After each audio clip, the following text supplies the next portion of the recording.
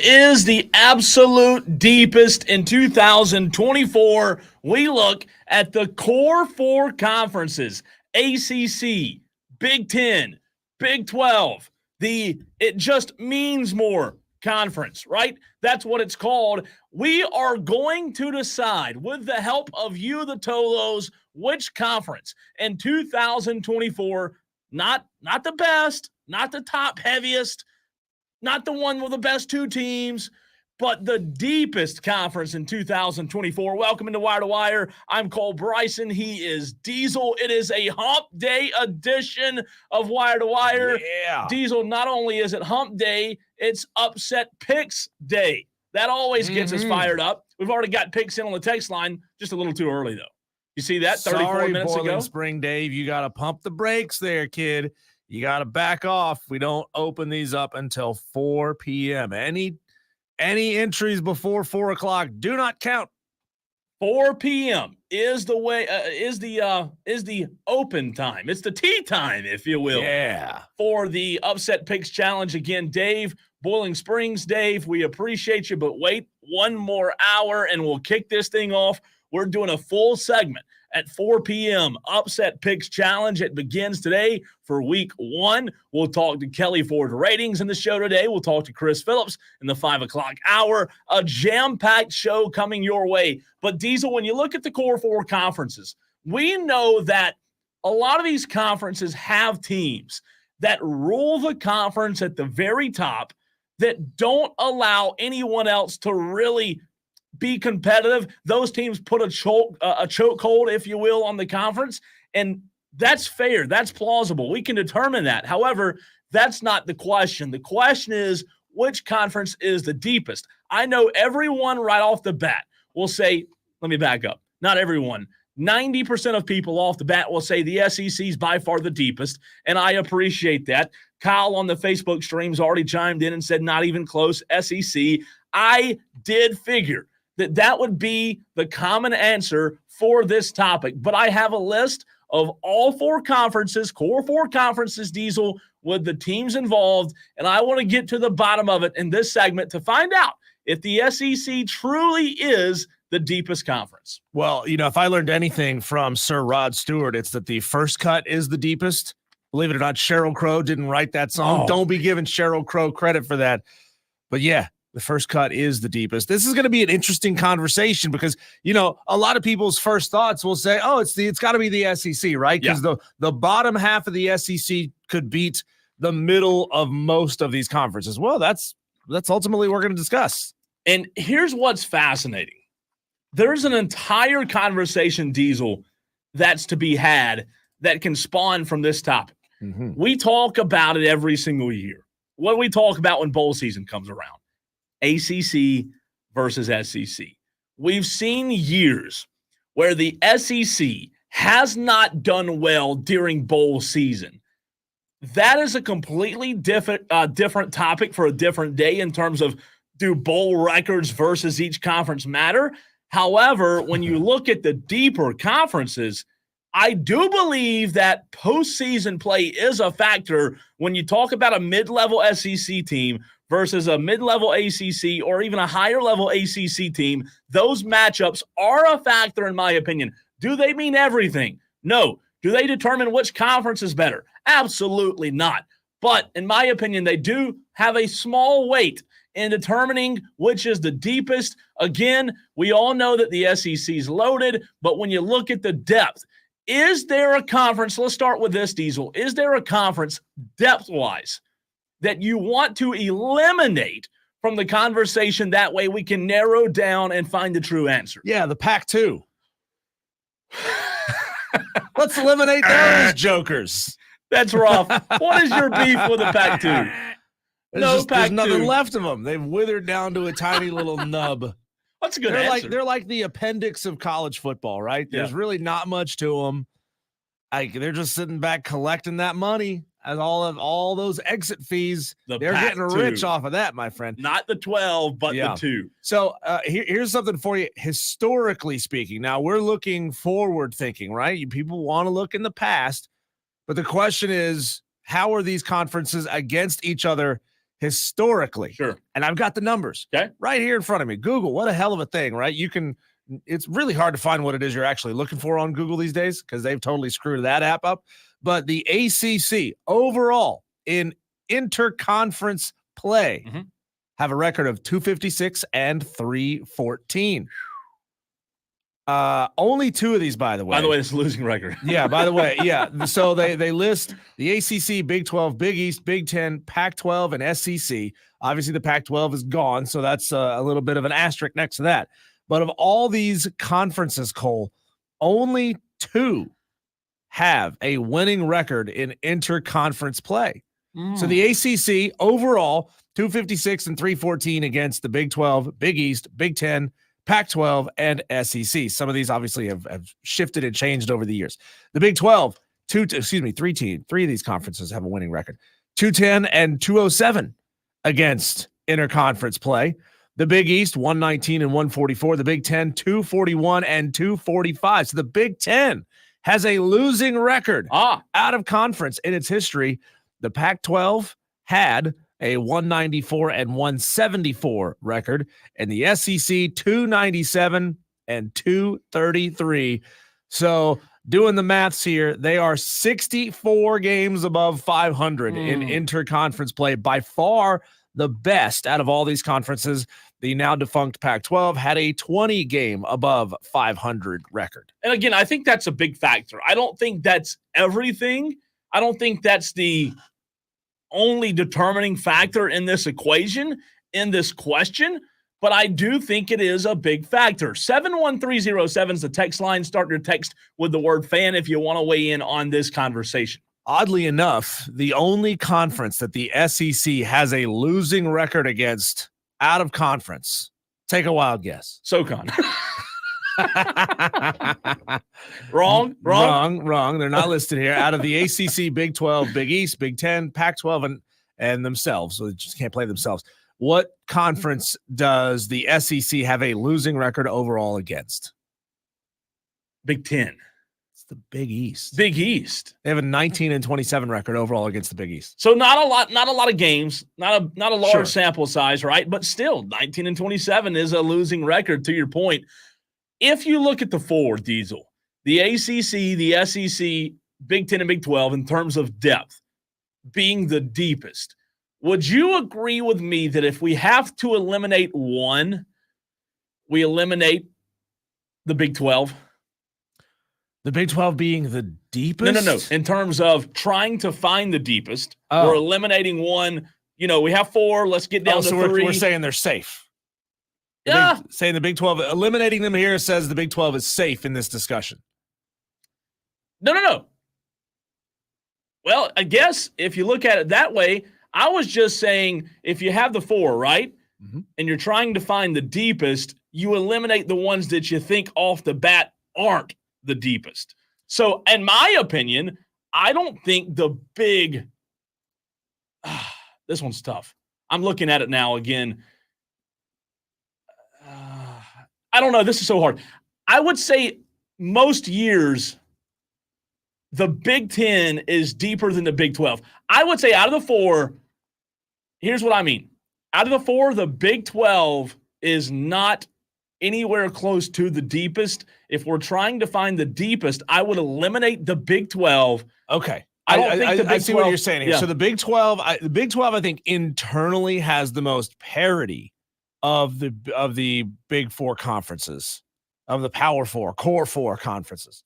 Okay. The Big 12 has the most parity. I think they have the most number of teams who could go out and win it and then could also challenge for a CFP spot this year. I'm not with you on the Big 12 though, saying that they are not the deepest. I think by far the shallowest is the ACC. And that's what JB said on the stream. By far the shallowest. Those are my two. Yeah, you got Clemson, Miami, Louisville right now are the three that look like, still look like possible contenders. Florida State, anything could happen, right? They could turn that season around and they could get it going from here on out, and they could be right back in the discussion by the end of the season. But there's really only three teams that I say, three teams that could challenge at this point for the ACC championship. two that could challenge for the college football playoff. I don't know that this is going to be a year where the ACC is a one-bid league into the CFP. I mean, could you imagine the rioting that would happen Florida in State the has ACC a down office? Year. It could happen. Yeah, but I mean, whoever finishes second in the ACC, it's probably going to be the loser of the conference championship game. In all likelihood, will get into the CFP. Diesel, when you stack them up, the ACC versus the Big 12, and again, JB on the stream agreed with you. He said eliminate the ACC off the bat. The ACC and the Big 12 are the two that I'm deciding which to eliminate. You talk about Clemson, Florida State, Louisville being, some years they're really good, some years they're not, NC State. When you look at the Big 12, Utah's going to be good. I have Utah winning the conference. Mm-hmm. Outside of Utah, though, when it comes to legitimate contenders that can compete for the Big 12, I see Oklahoma State and Kansas State. Outside of Oklahoma State, Kansas State, and Utah, do you see anybody else that can be competitive? Because I don't disagree. Kansas? You think, well, yeah, maybe so. So 4. So my question is, though, if you eliminate the ACC first over the Big 12, how many teams do you think? Like, is it that wide of a margin in your opinion? Yeah, I think big. I think the ACC's got 3 legitimate contenders at this point. Florida State was unveiled and shown as wanting. Again, they could fix things, but we don't know. We operate with the information we have. I do think there are 3 legitimate contenders for the ACC, 4 contenders for the Big 12, because, I mean, we're not expecting Baylor to be much this year. Maybe Arizona. So that's a stretch to say 5. It's a stretch to say 5 to include Arizona. So I'm going to go with 4, but I'm not looking at UCF as a real contender. I'm not either. I'm not really looking at West Virginia as a real contender. I think they're a second tier in the Big 12 this year. So I'm going to say 4 for the Big 12, 3 for the ACC, 4 for the Big 12. And you say 4 in terms of contending for the conference, right? Contending for the conference, right? Yeah, I guess I'm with you on 4 there. So I guess my point is 3 ACC, 4 Big 12. The difference isn't large, and I guess that you could argue, Diesel, on years, and it doesn't happen often, on years that the ACC is at its best, where Clemson's good, Duke's good, Florida State's good, Louisville's good, Miami, NC State, North Carolina, because North Carolina's been good the last few years. I do think there's more parity this year in the ACC, but I don't necessarily translate that parity into more contenders. No. So if your number's 4, I would go Clemson for sure as a contender. Miami, of course. I do think Louisville is a contender for me, and then Florida State, can they bounce back? I don't think they do, but they're not out of it completely. So I'm going to go 3, maybe 4 there. My point is the difference for me in the ACC and the Big 12 when it comes to depth is not much. Obviously, you and I would eliminate both conferences before we get to the Big 10 and the SEC, but I don't think there's a ton of difference between the two talking about the ACC and the Big 10. Or excuse me, the Big 12. Now, the Big 10 and the SEC would be the 2 that remain, Diesel. Obviously, everyone's answer for the majority, for the most part, is going to be the SEC. And I don't disagree. However, the years at the Big 10, Diesel, when the Big 10's good, I don't know that you can find a deeper league. Iowa's 5 ranked teams going into this season. Sure, Iowa's, they're hit or miss.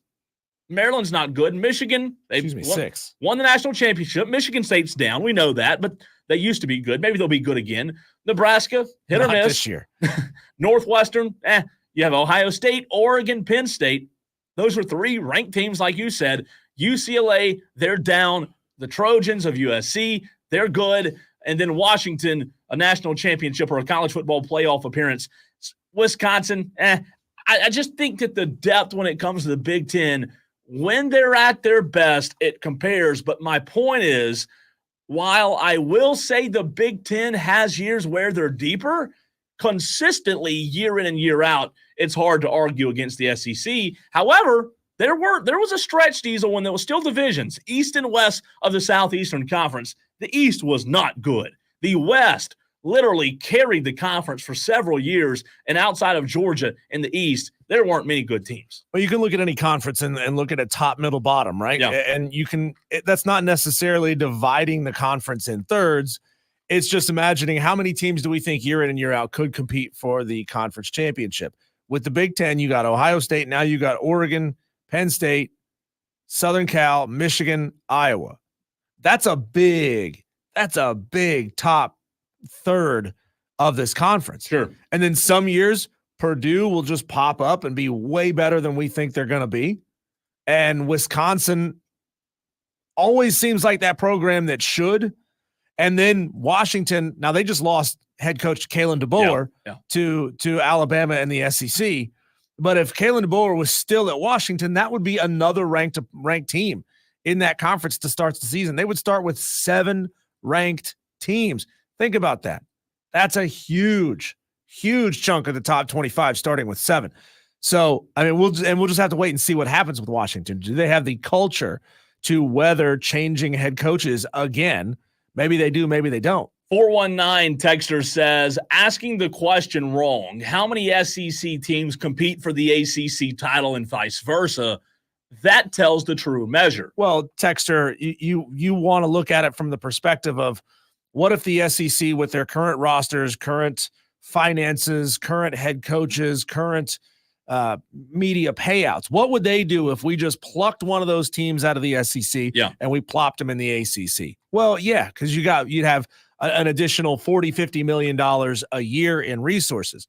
But as I've always asked the question, and I've always been fascinated by this, and this may eventually play out with the remaining Pac-2 members, what happens when you've got a team and you got a program that's used to a $50 million advantage in resources every single year, and you take that away from them? How are they going to react? How are they going to deal with that lack of resources? So let's take Arkansas, for example. Well, so if you wanted to take Arkansas out and you wanted to plop them right into the ACC, all of a sudden, boom, there goes $40 million a year. That's my point. So that drastically changes what Arkansas can do. It drastically changes what they can afford to do as far as recruiting and NIL opportunities and all these things, right? So all of this stuff is relative. All this stuff changes. So if you were to take, I've always said, hey, if you were to take a Memphis and stick them in the SEC and give them $55+ million a year, watch and see what they could do with it. Yeah. People always want to say, well, if you put a G5 in a big conference, they're going to struggle. Yeah, they're going to struggle. For a few years. For a couple of years. Yeah, they're going to struggle because they got a smaller stadium. They got a smaller fan base. They haven't had the resources that these other schools have enjoyed for decades. But you give them time to get their footing underneath them, and we're going to see that as a case study with both Cincinnati and Houston, and BYU, of course, going into the Big 12. We're going to see them have a sudden jump in resources, and we'll see what happens over the coming years. So for my Arkansas example, Diesel, to your point, I don't know that, and again, going back to the texters text just a few moments ago, I don't know that you could pluck Arkansas out of the SEC. We're talking about a lower tier SEC team, right, who went 4-8 in 2023. I don't believe if you plucked a lower tier Arkansas or Mississippi State out of the Southeastern Conference and plugged them in the ACC, I don't just think they would automatically be competing for the top of the conference in the next 3 years. I really don't. I think in certain position groups, they're certainly better off than the middle part of the ACC. So would I say in Arkansas would immediately challenge for the ACC crown? No, I agree. I think they would still be behind talent-wise, composite talent-wise. They'd be behind Clemson. They'd be behind Florida State. I know what you're thinking. I know they just lost to Georgia Tech, but Florida State does have a ton of talent all over the field. Miami has a ton of talent. But I would say Arkansas would probably be on par right now with a Louisville as far as talent goes. And then what happens over the course of 5 to 10 years when you take away the resources, when you take away the amount of eyeballs that are watching the game, all of a sudden Arkansas is not getting those vastly superior recruiting classes that everybody, I wish I could put an echo in my voice, vastly superior recruiting classes that everybody thinks they get just because they're in the SEC. Go look at the recruiting rankings. It shows you exactly where Arkansas is. It shows you exactly where they would stack up with the ACC. You look at their ratings, their average recruit rankings, and you get to say, oh, well, that would put them at this position in the ACC. You know, before we move off of Arkansas and I know we have to run and go to break, but when you see the sport of basketball trying to emerge at that school, Diesel, with Calipari now being the head coach, we know about the Tyson money, right? The NIL opportunities. Well, I'm curious, and maybe this is a question for Chris Phillips later of SEC Unfiltered.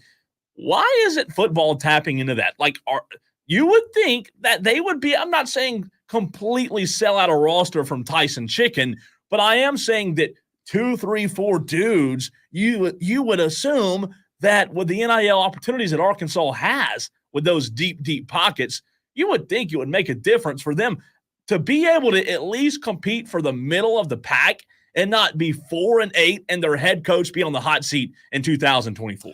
So I looked at the Arkansas. Now, this is just one tiny little piece of data, right? You can't necessarily infer a ton from this, but looking at Arkansas's 2024 class, they had an average rating per player. By the way, they were 15th in the conference of 88.79. 88.7. Okay. 88.79 with a total number of points of 219.12. Looking at the ACC, that would put them between Florida State and North Carolina for 4th place in the ACC. Okay. Not by much. I mean, they would be about a point above North Carolina as far as average.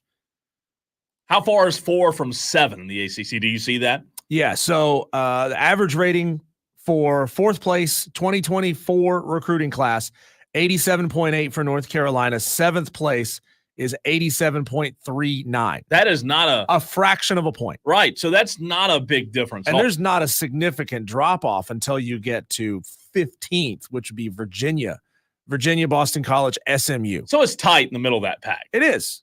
It's interesting, though. Yeah. I just find it fascinating when you talk about plugging and playing them. I just don't always think it would be as easy as some may think. When we come back, Cole, the NCAA has proposed a pretty big rule change for the 2024-2025 school year. What do we think they're up to here? Do we think this is a necessary rule change, which would mean you and I are behind it, or do we think it's kind of the NCAA grasping at relevance, grasping at trying to maintain control? We'll get to that next.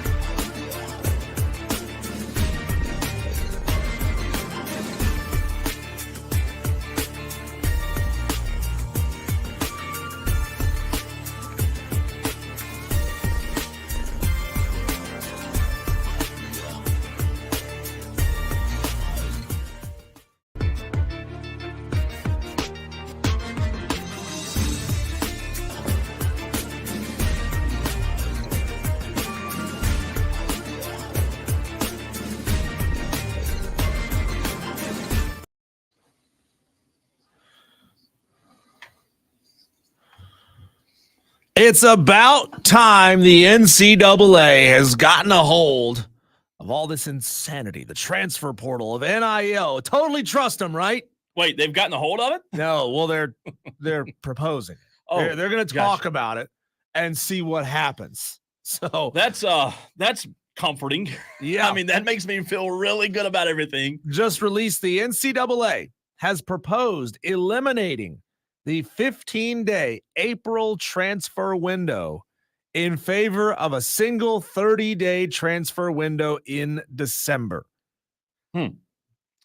Big old change coming to football, right? Because it's the spring window. College coaches, they don't know who's going to be on their roster until all of this dust settles, and then they've got to go figure out how to piece this together. It's like telling them to pause on everything they're trying to install because you don't know if the guys that you're teaching this to are even going to be here come week 1 of your season. It's fascinating. So they're proposing eliminating the 15-day period. Yes. And just making it 30 days? So they currently have no. So okay. The December window is 30 days currently. Right. There's already a 30-day transfer window in December. There's also a 15-day April transfer window, and they're proposing eliminating the 15-day April transfer window. So here's how this goes down, and all this is reported on ESPN.com. If approved, this would take effect for the 2024-2025 school year. So not this season, obviously, but next season. It would certainly affect, Cole, anybody who is attempting to transfer at the end of this season. So any transfer-minded people, they would have to get their transfers in December of 2024. There's no April 2025 transfer window. So this is what's written on ESPN.com. The December transfer window under this proposal will open on the Monday after conference title games and extend from December 9th through January 7th. The NCAA says they're focusing on roster stability for student athletes and their programs in releasing this proposal. The Division I Council will meet in October to determine whether or not it will adopt the proposal, which reduces the number of days that a student athlete can transfer from 45 to 30. So now they only have one window, and they've got to get it in December, starting just after conference title games. And they're going to make a special little caveat for players who are competing in the expanded 12-team college football playoff or in the FCS playoffs. They would get a 5-day exemption to enter the transfer portal after their season has concluded.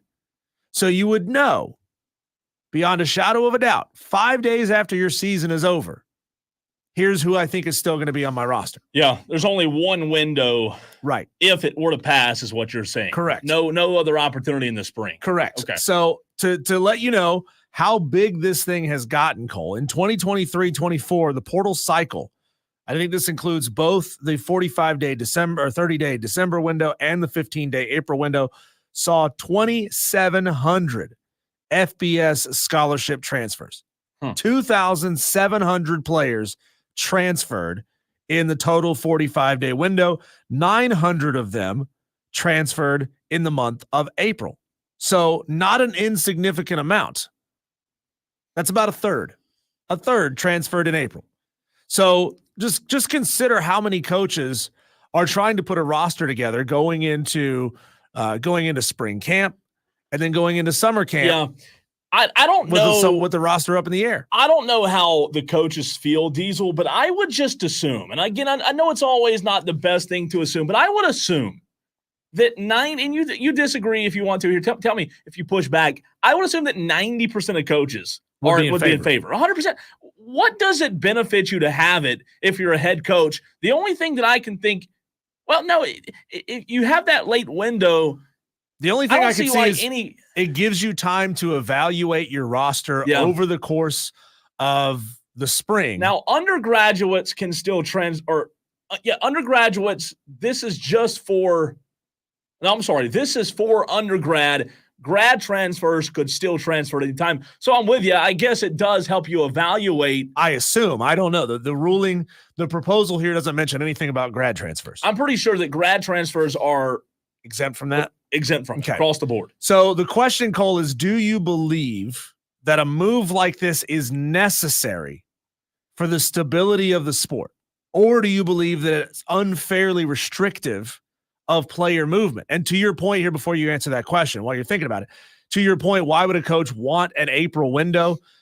Maybe they get to evaluate their roster and say, ooh, I really need a solid number 2 wide receiver. Yeah. So now I've got a chance to go out and get it, right? I've done my recruiting. I know who's signed. I know who's coming in. We got more time to evaluate all those guys, more time than we had already. And then we get to say, oh, we still have these deficiencies. We can still go back and plug the holes. But at the same time, you're also creating more holes in your roster by leaving that window open in April. And who knows, maybe your wide receiver 1 says, peace out, coach. I've done really well here at Mississippi State. I think I'm a Big Ten starter, so I'm going to go to Oregon or I'm going to go to Ohio State because they're throwing cash at me, right? Yeah, I'm with you. I would say, Diesel, when you talk about that April window, I remember we talked to Shane Beamer about this past spring in Spartanburg. The only really benefit is to build some depth at some positions that you're uncertain about. But we talked about this a few months ago. Who are you getting in April that's going to be an impact player? I think closing that April window puts more pressure on coaches. Maybe it puts more pressure on them on the front end, but to your point, on the back end, when the spring does come around, they're not having to fill and plug holes. If you're a team that's having to fill and plug holes come April, I don't know that you're going to be competitive anyway. Well, have you ever seen the cartoons where, you got the little Dutch boy trying to plug the hole in the dam? As soon as he plugs that one, another hole springs up over there. Mm-hmm. So that's kind of what that's my analogy of what the April transfer portal window does. You think you got, boom, all right, I got that hole filled, and all of a sudden, now my running back is leaving. Oh, okay, crap. Well, now my wide receiver is leaving. Oh, dang, now my center is leaving. They're all going somewhere else for NIL money. So I think it's critical for the stability of the sport and for the stability of maybe the health and for the digestive health of coaches all over college football, the heart health of coaches all over college football. These athletes are still going to have a 30-day window in the month of December to enter their name in the transfer portal.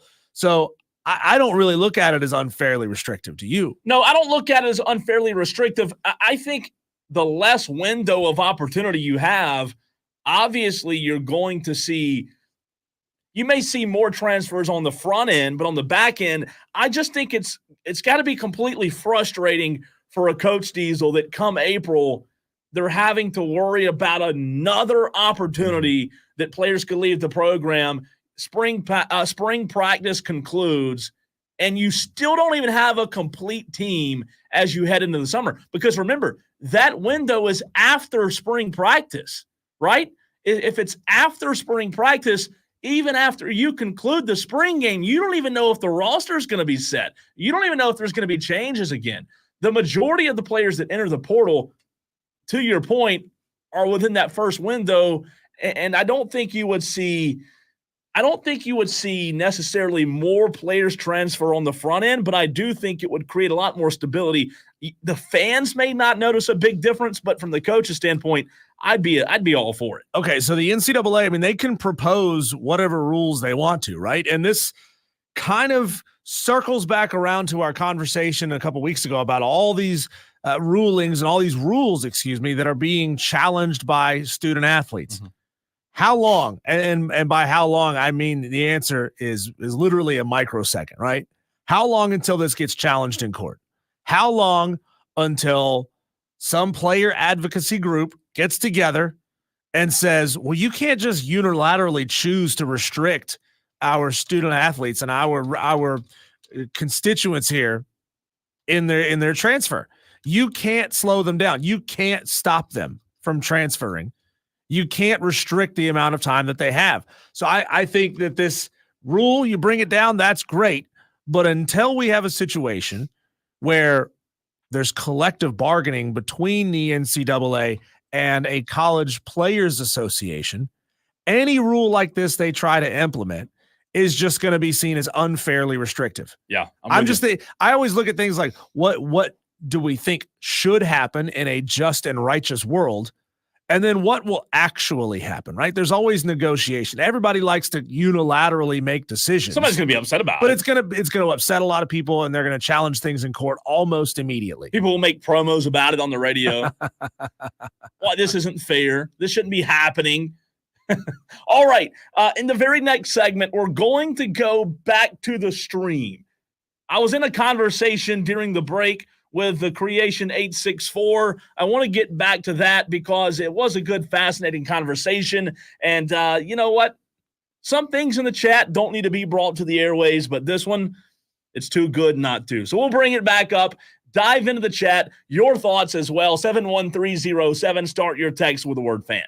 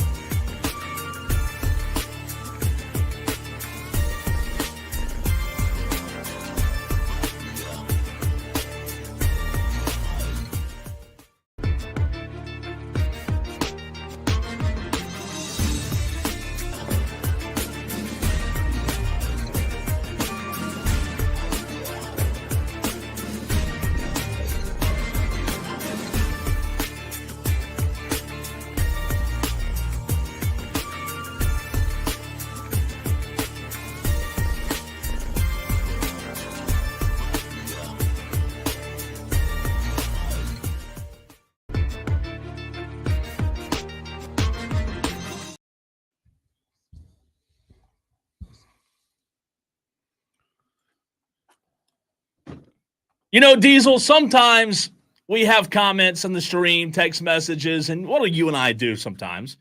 We take the high road. We ignore them. We just keep on keeping on. We go about our business, about our show, but I'm not going to do that. I'm not going to do that, at least for this segment. The Creation 864, I'll give you credit. You got under my skin in the stream. I was going back and forth with you, so I will give you credit on getting under my skin today. But I hope you have not gone away. I hope you are still here because the Creation 864, we appreciate you being in the stream. He asked the question, anyone think Clemson can beat Georgia? Jokingly, I responded and said Dabo does. And he said, no way Dabo thinks that, right? Of course, the coach is going to believe it. So then the Creation 864 on YouTube says, I just don't understand the Clemson hype. They just went 9-4. My response, Diesel, I don't know, maybe because they've won 2 national championships. And he says, well, they were 10 years ago, 9-4. They're not recruiting. How did DJ work out? I think because South Carolina sports are so bad and we're only holding on to Clemson. I said, look, I'm confused. Maybe Clemson has hype because we live, I don't know, in their backyard. They have been really good over the last 15 years. And no, you're not going to hit on every single quarterback. If you don't, Creation God 864, if you don't understand the Clemson hype, I don't know what to tell you other than Dabo Swinney's going 170-43 in his time at Clemson, other than 2 national championships within the last 10 years. I don't know if you're a Georgia fan. I don't know who you're a fan of, but please don't go away. Please don't comment and run in the YouTube section. I want to hear back. I just don't understand your questioning about why Clemson has all the hype. I don't know. Maybe because we live and cover sports an hour from Clemson. Well, first of all, their national championships were 8 and 6 years ago. They were not 10 years ago. Neither of them of their modern recent national championships was 10 years ago. So, number one, I could tell you're trolling at that point. It was 10 years ago. You know when those national championships were, when you started typing that out. So, Dabo feels like he's got the roster to go out there and win every game he's got. And he's got a very, very talented roster. Let's not ever forget. Let's not ever pretend that Dabo Swinney has forgotten how to recruit. He still gets highly ranked recruiting classes. Is he right there in the top 5 the way he was when they were winning national championships? No, but they're sitting right outside the top 10, right in there, just inside the top 10. Are they getting transfer guys to plug those holes? 4 and 5 star guys who are disingenuous, like upset about their playing time at Ole Miss? No, but Dabo Swinney feels, and this is a coach who has national championship pedigree. He feels as if his talent evaluation is good enough that he has a roster that can go out and do it. And Diesel, you know me. I have been very critical of Dabo Swinney on this show.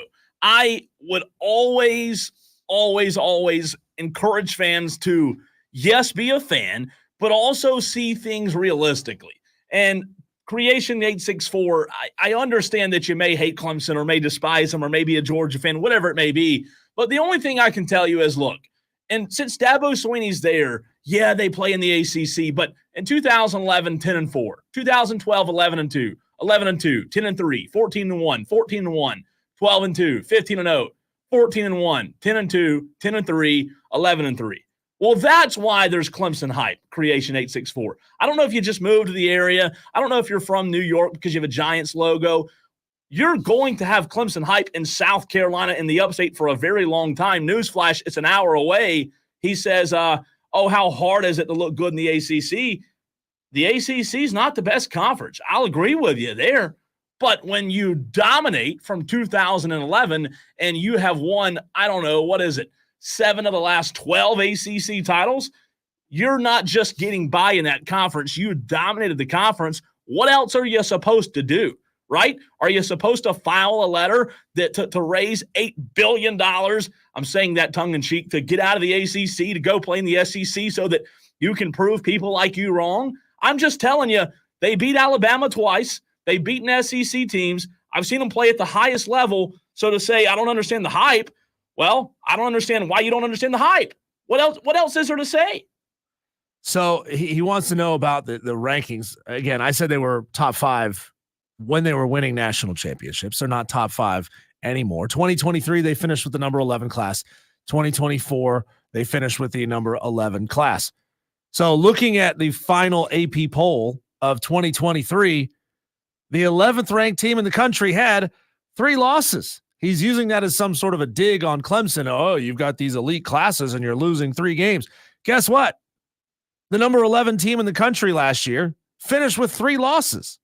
So I would say that puts Clemson and Dabo Swinney right where they should be, given the level of talent that they are recruiting. Did they have a bad year last year? Of course. Yeah. They had a bad year, 9-4, bad year, right? However, I think I would be okay with 9-4 being one of the worst years in a long, long time. Jacob in Spartanburg says, Cole, your Clemson fan is showing. Well, I 100% intend for it to. Again, I'm very, very unbiased at times. I've been very critical of Dabo Swinney. Diesel can tell you that. But I'm also going to tell you how I feel. I'm not going to be a phony and get on here and say, no, I don't hope, I really don't hope Clemson beats Georgia. I really hope it's a terrible game. And no, Clemson hasn't been. I'm going to tell you how I feel. And yes, sometimes the orange will come out. It will happen. And I don't want to just act as if it will never happen. Most times it don't. And again, Creation 864, you can't stay on subject. Lost to Duke by 21. Yeah, they lost to Duke last year. Down year, 9-4. But again, it's 1 year where you didn't win 10 games, and I just don't understand. You're a troll. You're a hater. Whatever you are, I love you. I appreciate you listening. But it's very simple why there's Clemson hype. Texter wants to know, how do we see the standings for the Upset Picks Challenge? Well, Texter, you go to the Fan Upstate on Twitter. We posted a graphic a few days ago. I believe it was on Monday when we posted that graphic. And everyone who picked Georgia Tech over Florida State is currently in a tie for first place. There's 21 Tolos who picked Georgia Tech over Florida State in that week 0 round of the Upset Picks Challenge.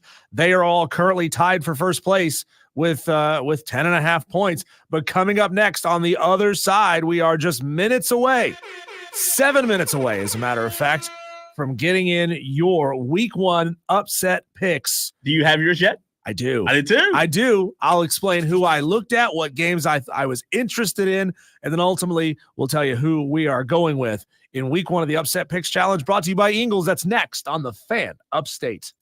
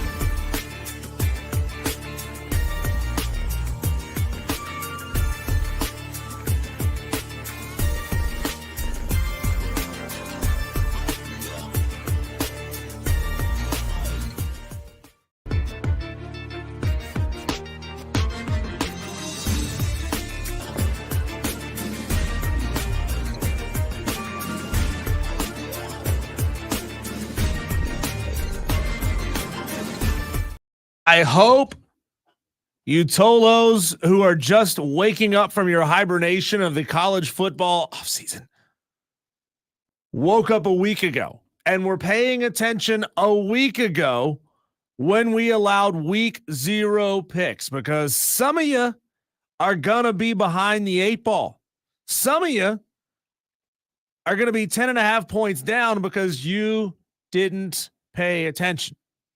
We got a lot of picks, a lot of Tolos who got points in week 0 of the Upset Picks Challenge, brought to you by Ingles, and we thank them for their continued support of this show and sponsorship of this segment. To go down the leaderboard, as of right now, only one game last week actually hit and scored points, but congratulations to Clemson Oculus, Mike M., Brandon in Spartanburg, Reed Atkins, Ethan Reed, Amazon Guy, Buckeye Brian, Sheezy, Roger Carper, Tiger Pal Rachel, Fred Savage, Shane Barrett, Palmetto Buckeyes, Mike Main, Leprechaun of Lyman, MD75, Josh Pate, Jake Crane, John Dog, Will G, and last but not least, JD, all tied in a 21-way tie for first place. Cole, this tie, though, is going to be broken up in a big way. Here in week 1 of the Upset Picks Challenge. Now, if you're not familiar, if you're just now tuning in to sports radio because college football is a couple of days away, here's how this challenge works, okay? Your job is to look at all of the games being played this week and decide which game you think could be an upset, a betting underdog that you think could go out there and nab that outright upset over the betting favorite. Now, if you correctly call that, then you will get the points by which that team was an underdog added to your rolling tally over the course of the season. So, for example, those 21 Tolos now have 10.5 points. If they get another one right, they add that spread to the 10.5 points. Now, if they get this week wrong, they lose 1 point. You drop back down to 9.5. Those of you Tolos who took Georgia Tech over Florida State. And if you don't make a pick at all, which is not allowed, which we highly discourage you not being around to make your upset picks, you will lose 2 points. So you got to be here week in and week out, play, baby, making your picks. It is imperative. I am behooving you in the strongest possible language to be here week in and week out with your picks. Now, here's how you get your picks in. You text in 71307. Start your text with keyword fan, and then give us your name, your game, and the spread. All of those pieces of information must be there. Your name, your game, and the spread. Any piece of that information is not there, that is an invalid pick. So you would text in and say 71307. Fan, Cole Bryson. I'm taking North Carolina plus 2.5 over Minnesota. If that's the score. If that's the spread. That's the format. You would say Cole Bryson, North Carolina plus 2.5 versus Minnesota. Very simple. That's how you do it. I'm excited. I really want to ask you this, though, right off the bat. Scale of 1 to 10, Diesel, this week, week 1, how confident are you in your pick? Fairly. Oh, really? Fairly. I mean, I like it. It's always hard picking a betting underdog, right? They're betting underdogs for a reason. Right. So you gotta outsmart Vegas. You do. Right? And that's tough. And in week 1, it's extra tough because we have no data on any of these teams. All we have are off-season projections. So let's go to one of the smartest Tolos I know. He is always in the top 3rd, top 10 at least of the final standings in the Upset Picks Challenge. I don't know how he does it, but he is just a savant at this. Let's go to Delvin. Delvin, welcome into the show. I'm sorry that you weren't here in week 0 to earn any points in week 0. I'm sure you would have been smart and taken Georgia Tech to beat Florida State, but you're here now. Yeah. Who is your pick? I've been dealing with a cold, so that stinks, man. Yeah. You sound a little under weather, man. You sound like you got a sock on your nose or something. I'm dealing with it, but I was thinking about 2 games, but give me North Dakota State / the Denver Post versus Colorado. -10. / the Denver Post.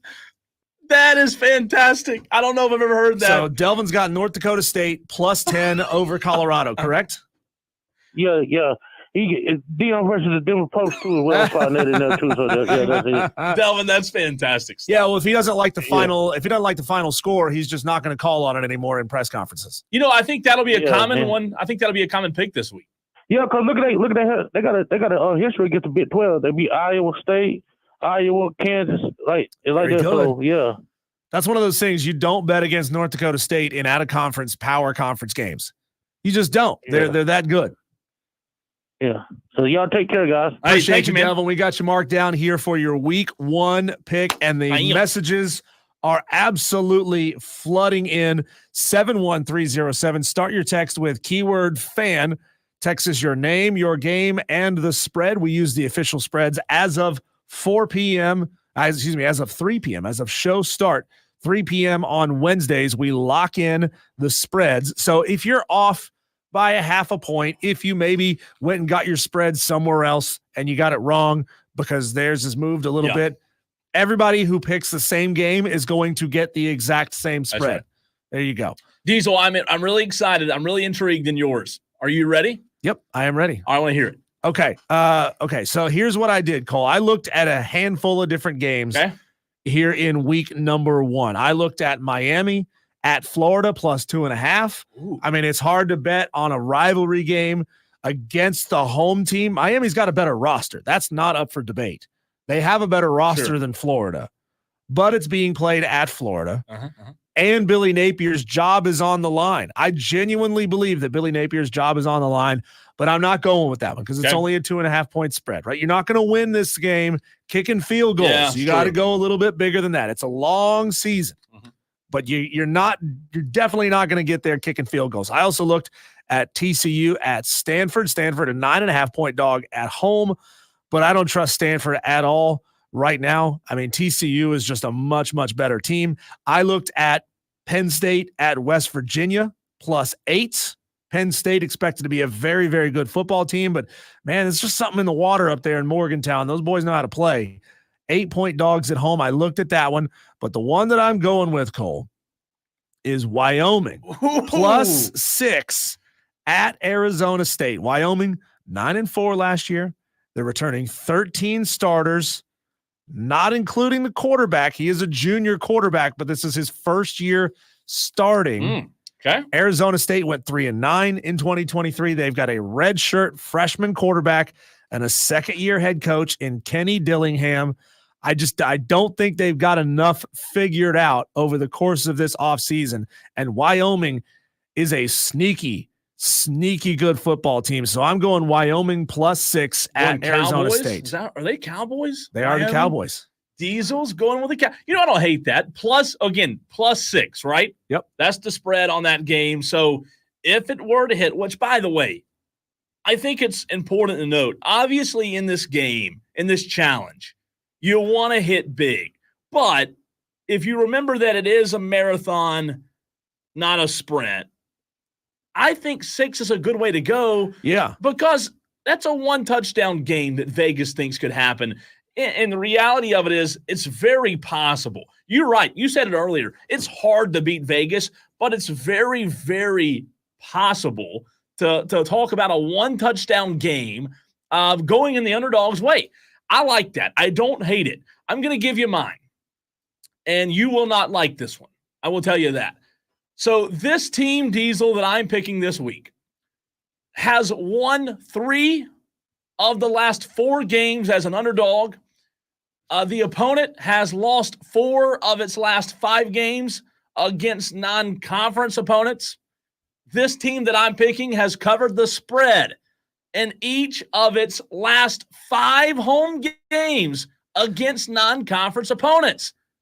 The team that they're going against has failed to cover the spread in 8 of its last 10 games against non-conference opponents.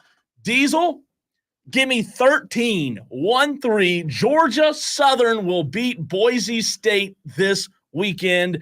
I'm going with Georgia Southern to take care of business, knock off Boise State. They're replacing a lot. They have a new quarterback transfer in from Indiana, I believe. Darvis Brin is gone. Dexter Williams is the guy.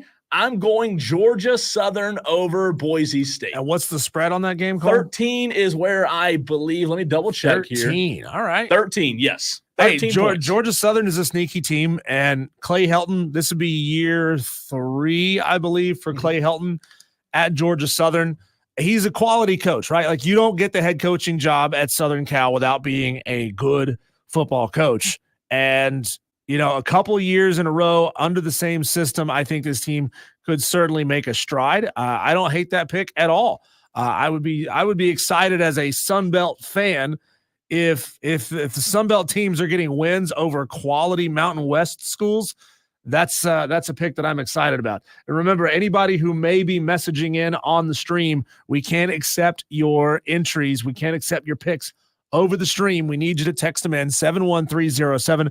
Start your text with keyword fan. Remember, give us your name, your game, and the spread. Entries are officially open. Picks are officially open, and they will be during show hours up until 7 p.m. on Friday. Up until 7 p.m. on Friday. You can pick any game that's being played on Thursday up until 7 o'clock on Thursday.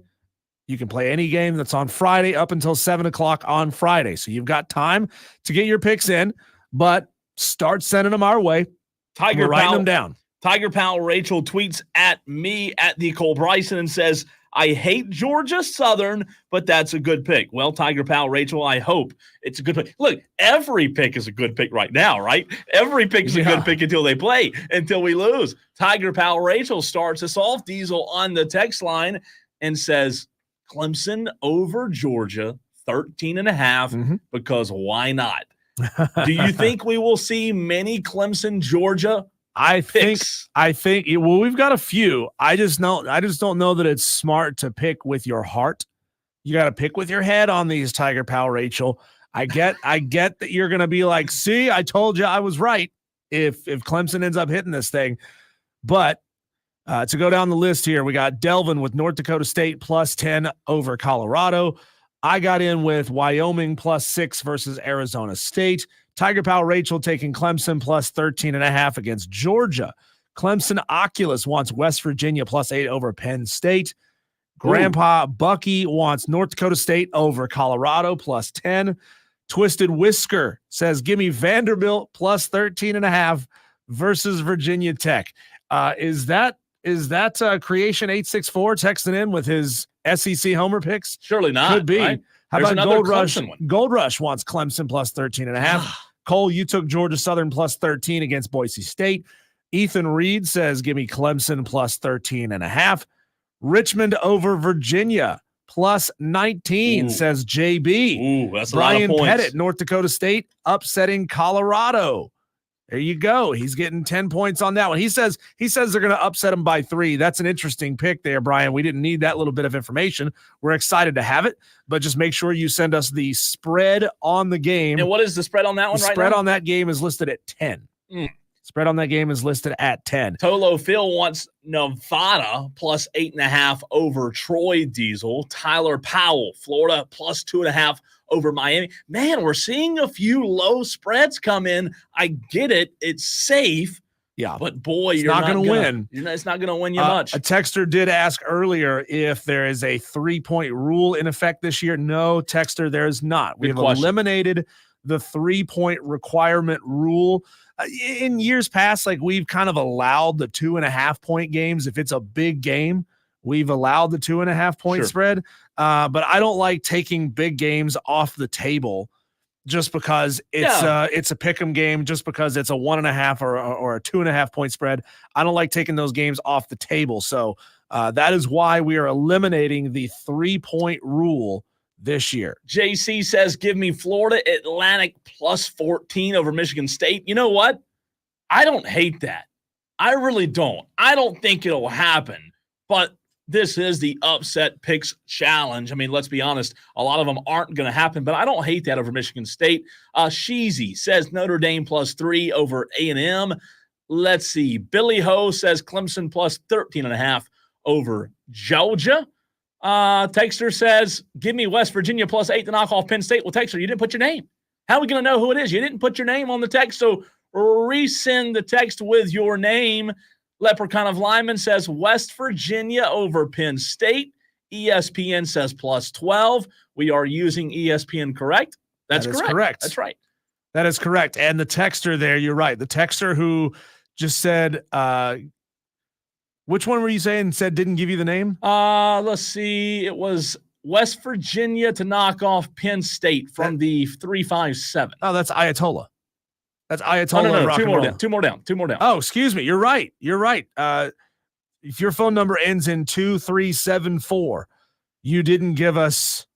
That is Ayatollah. Okay, so Ayatollah came back. Yes, perfect, Ayatollah came back and got us. So there you go. Sorry about that, Ayatollah. We got you. Good catch. You bounced back and you got us. You got yourself set up in the right format. Appreciate Notre that. Dame Nate says the Richmond Spiders over Virginia at 19. Mark L.O. Duck says I'll take Fresno State plus 21.5 over Michigan. Wow. That's a big point spread. Wow. Big Mark L.O. Ducks going for the home run. Hey, I like it, though. I like it. Yeah. And then Brian Pettit says North Dakota State upset Colorado plus 10. Yep. That game, I believe, is the most. That one and Clemson, Georgia, Diesel have been the most chimed in. I do believe North Dakota State, Colorado will be picked a lot more frequently tomorrow and Friday before this challenge is over. But there's another one, North Dakota State, CJ from Greer. I'm telling you, that one, when it's all said and done at Friday, I think, Diesel, that North Dakota State might be our leader. Yeah, usually the problem with the most popular pick, usually it doesn't hit. But Colorado, here's the thing. Colorado is healthy. Colorado has added more talent than what they had on the roster last year. I get it. North Dakota State is just phenomenal as an FCS team, and they have been for a very, very long time. There's no reason to believe that they will drop off in 2024. I don't know much about them from 2023. I don't know much about them as far as personnel and coaches who have stuck around. But, man, that is a program that is just firing on all cylinders, and they don't miss. What would that do to the narrative of Colorado? Oh, God. Would it be just atrocious for Deion? Yeah. I mean, a lot of teams lose to North Dakota State, a lot of power conference. You just why do you even bother scheduling them? Don't do it, right? Just don't do it. First game too, man. Because you remember Diesel, last year was the first 3 games until they played Oregon. That's all everyone talked about was Colorado. And this year, it could be the same thing. They could be talking about them, but for the wrong reason. Very well could be. Very well could be. Got so many picks through already. We're gonna recap some of these, and we're gonna keep it going throughout the show for sure. But remember, text in your name, your game, and the spread. There are no restrictions on points this year. You can pick a 1.5 point game if you want to. You just know that you're probably not gonna win this challenge with 1.5 point pick spreads. Speaking of challenge, Diesel, someone who does a great job at what he does, it's a challenge to me, will join us next. Who's that? Kelley Ford, K4 Ratings, every Wednesday at this time right here on the Fan Upstate.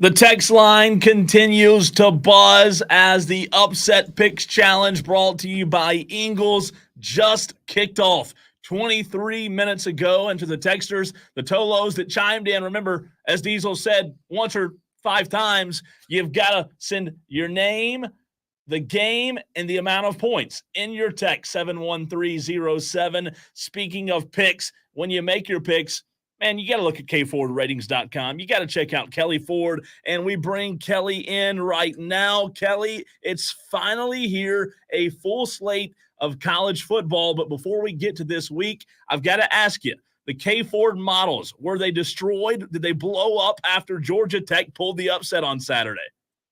Hey, Cole, I'm so excited this weekend. I cannot wait. It is finally here in full force. College football is back, like you said.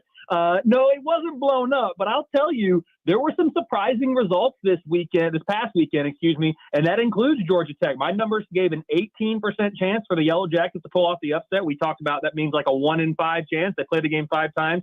Georgia Tech wins it once. Well, we got that one time on Saturday in Dublin, which was awesome to see for a neutral college football fan, and I'm sure for a lot of Clemson fans in your area as well. But it wasn't just the actual upsets. It was also how teams performed. So SMU, they get the win against Nevada, but they still fall in my power ratings about 3.5 points. Nevada is upgraded even though they lose, because in the power rating world, as we've talked about previously, and we will continue to do so all year, it's not about if you win or lose. It's about how you perform relative to the model's expectation. The deserving rankings, that's all about records. But from a power rating standpoint, it's how did you perform versus expectations. And man, the model did get a little bit of a shock, a jolt there in week 0. And I think we're going to get more this weekend. Yeah, Kelley, it's the last week that your numbers for most of college football have to be solely predictive. We're actually going to get real actual data to go off of. You know, I know that you listen to and probably love this guy's work as much as I do. Josh Pate from the Late Kick Show, his collaboration with his Vegas partners, they still would see Florida State as a 7.5-point favorite on a neutral field against Georgia Tech, despite Georgia Tech getting it done in Dublin. I know you're not a handicapper, but do your numbers sort of bear out the same thing if you were to match Georgia Tech and Florida State up again? So you say Josh's, and I do love Josh Pate, of course. I think every single college football fan, or certainly most do. I think his work is great. He's very objective, has a great pulse on the sport. He's been awesome to the industry. You say his numbers, his model has about 7.5. Mine, I just ran it quickly. It's a 6.5 point spread. So yes, even though we just saw that game play out, neutral field, if we play it again, I'm still going to take Florida State. Now, I'm much less confident than I was a week ago, right? So I said an 18% chance for Georgia Tech. Now at a 6.5 point spread, you're probably looking at a 30% ish win probability or win expectancy for that game. So yeah, that's how predictive models work, though. It's not going to totally reverse course just because of the outcome of one game, but we certainly learned that maybe Florida State isn't as good as we thought, and maybe Georgia Tech is a little bit better than we thought too. We're going to do that iteration over and over and over throughout the 14, 15 weeks of this season. You talk about 1 out of 5, Kelley. How is it similar? How is that game similar, if at all, to Clemson, Georgia, in terms of Clemson's chances this Saturday? So my numbers gave Georgia Tech an 18% chance last week. My numbers right now are giving Clemson a 15% chance. So I would say it's very, very similar with regard to the model's pregame expected performance of this Clemson and Georgia game. Now, there's a couple things to note here. The model does not know that this is week 1, and neither one of these teams have played yet this year. So in my opinion, and I think data backs this, I think the underdog has an advantage the more time you have off. So we've had all summer for the Clemson staff to be game planning for Georgia. Now, Georgia has that too, but it usually favors the underdog when you have extended periods of time. Here's something that works against Clemson, though, is my model views this as a truly neutral site. I'm not sure it's truly going to be neutral site with this game taking place in Atlanta. It may be, but my gut tells me that Georgia should be having a little bit of a home field advantage baked in, which the model is not doing. So I've got this as an incredibly good game, 9.0 out of 10 on the watchability scale. Georgia's the best team in the country by my model. Clemson's in the top 15 yet again, as they seem to always be under Dabo. So I think it's going to be really, really fun, really, really exciting. And Clemson fans should take confidence from the Georgia Tech performance, because my model thinks pregame, at least, it's about the same win expectancy. Kelley, put on your prediction hat right now. Not projection time, it's prediction time. How do you think your numbers will change on Clemson around 4 p.m. on Saturday? So, yeah, I think, ideally you'd say, I don't think they're going to change at all because you think the model's got a good handle of this team. How it's actually going to turn out is Clemson right now, for me, they have the number 11 defense in the country by my numbers. On offense, they're number 21.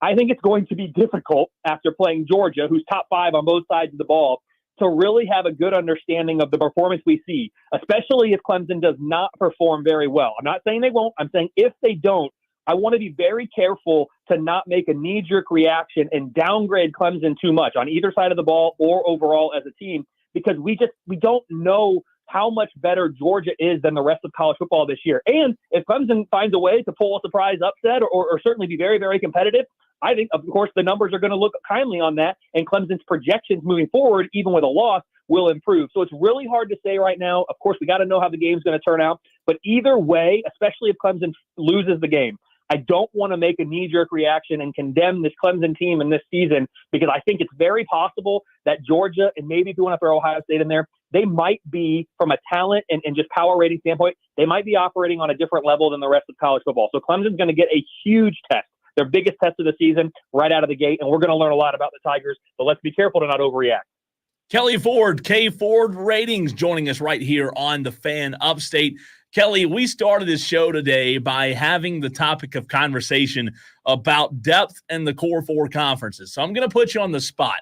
According to K Ford Ratings, when you look at power rankings, is there a model that proves us right or wrong when you talk about the depths of the 4, the Big 10, the Big 12, the ACC, and the SEC, when you talk about which one is the deepest conference? What do the K Ford Ratings have to say on that? So my model would suggest that certainly the SEC is the deepest conference in college football. Like if you go down the list and say, look at the 8th best, 9th best, 10th best team in each of these conferences, what's their power rating? The SEC is going to be the highest power rated team at each of those levels. Again, I haven't checked this with facts, or I haven't double checked this with my numbers today, but I'm assuming based on what I've looked at here and as we know about what we know about these teams right now, it's going to be the SEC. The Big Ten is going to come in second in this analysis. And then what I think is interesting is between the ACC and the Big 12, I think the ACC has more high-end firepower. And, of course, they took a little bit of a hit with Florida State performing the way they did last week. But certainly Clemson, still Florida State. Miami's going to be up there. You know, you can even throw a Louisville in there if you want, maybe an NC State as a dark horse. At the very, very top, when you look at the Big 12 and the ACC, I'm going to give the edge to the ACC. But where the Big 12, I think, is a little bit better than the ACC is in that depth. And since that's what we're talking about, I do think if I were to go down the list and actually look at this, you know, number 7, number 8, number 9, in each of these conferences, I believe my numbers would tell me that it's the Big 12 that actually has the edge over the ACC. So I think the ACC has the firepower at the top and probably the better chance maybe to get 2 teams in. Of course, Florida State has hurt that chance here to get 2 teams in the playoff from that conference early on. But I think the Big 12 probably has more contenders for a spot in the playoffs because I do think they are deeper than the ACC. So I'd go SEC, Big 10, Big 12, since we're talking about depth, not top-end talent, and then the ACC fourth out of the Power 4 conferences. Kelley Ford of K Ford Ratings joining us here on the Fan Upstate, Wire to Wire with Diesel and Cole Bryson. We spent some time yesterday, Kelley, doing a little thought exercise, winning the battle but losing the war. So we're thinking of which teams are likely going to win, in our minds at least, each power conference, and then who might clip them along the way. And I look at that Georgia football schedule, and I see, man, that game looming on October 19th against number 4 Texas. They will have played 3 straight, coming off of a bye, 3 straight SEC teams at that point. I know it's probably a difficult thing for the numbers to bear out, but generally, like trends wise, what have you noticed in your time doing what it is that you do about good teams when they face long stretches in a row of no time off against really, really good teams? Do you start to see that third, fourth, fifth game in a stretch of really tough games starting to pop up as like really likely losses? You absolutely do see that. And that's one of the things, as we've talked about, no model, including my own, can capture everything about a team or about college football. This is one of those scheduling dynamics, as I call it, that certainly has an impact on teams, and this just wear and tear week in, week out, the general fatigue that you accrue from playing top-end teams week after week after week during difficult stretches, that does wear on teams. And especially when you throw in travel, and now with the expanded footprints of most conferences, you're going to have more travel built into these schedules. That is certainly something that people need to keep an eye on. And if you're betting games, something to certainly identify and try to use to your advantage against those lines, because that is a real thing in college football. The data does support that. You know, you look at my teams who are projected to win their conferences this year, the Power Four. I've got Georgia. I've got Ohio State. I now have Clemson. You would have asked me a week ago, I had Florida State in that position, but now Clemson has taken over from going number 2 to number 1, and then Utah in the Big 12. Each of those teams, to varying degrees, certainly Georgia, as you talked about, the number 2 most difficult schedule in the country by my numbers. Certainly all of these teams, though, within conference play especially, are going to have a stretch or potentially stretches where it's very difficult week in and week out. And we're going to get that in college football now across the board as the talent continues to get condensed into smaller and smaller numbers of power conferences. It gets more difficult to run through those conference schedules unscathed. And so that is a real thing. The data does support that. And I certainly think that each of those teams I mentioned, as well as the contenders chasing them, are all going to have to navigate that very specific point at numerous times during this year. Kelley, your ratings give Florida State a now 20% chance of being in the college football playoff with that loss, even though they're in the ACC. Do you see that continuing to decline? Obviously, a loss would put them out, and your impact of this week's games on at-large status chart on your website shows them one above the eliminated with a loss category, still remaining in contention for Florida State.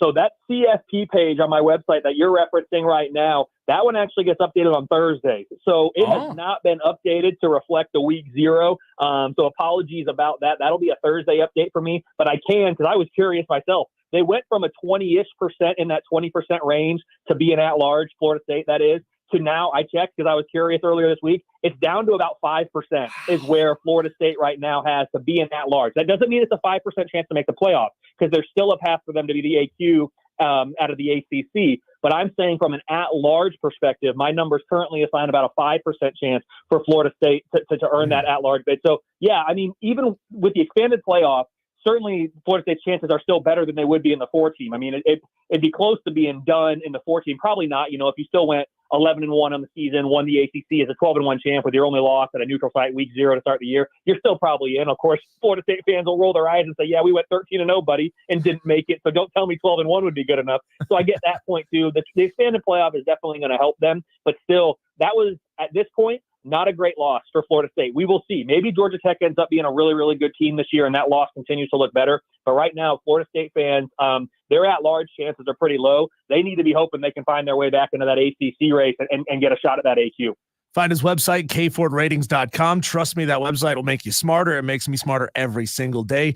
Kelley, we had a texter, I think it was yesterday or the day before, upset that we spent a little too much time, in his opinion, talking about why Florida State lost that game against Georgia Tech and not what Georgia Tech did to win it. So look at your look at your Georgia Tech page.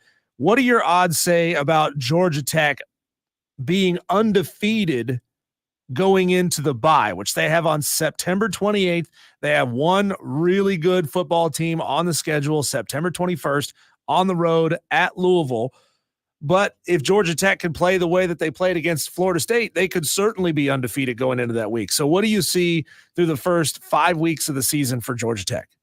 I really appreciate your long runway there, that filibustering to allow me to do the quick math over here on my end. I've got a 14% chance that Georgia Tech enters that off week in week 5 at what would be 5-0. As you said, the only game in which they're currently projected to be an underdog in that stretch is at Louisville. It's a 27% win expectancy there. You really like Georgia Tech's chances against Georgia State, of course, and VMI. The Syracuse game on the road is a little bit more of a toss-up, 56% win expectancy. But I will say that 14%, it's possible that can continue to improve if Georgia Tech plays like they just played against Florida State, against Georgia State, against Syracuse, and just moving forward, their power rating is going to climb, because what's happening with every team, once we start playing games, your preseason rating, which is just, it is what it is, that's getting phased out as games are being played, and it's getting replaced with the in-season data. So what I always try to remind people is if you are playing in season at a higher level, especially a significantly higher level as Georgia Tech did,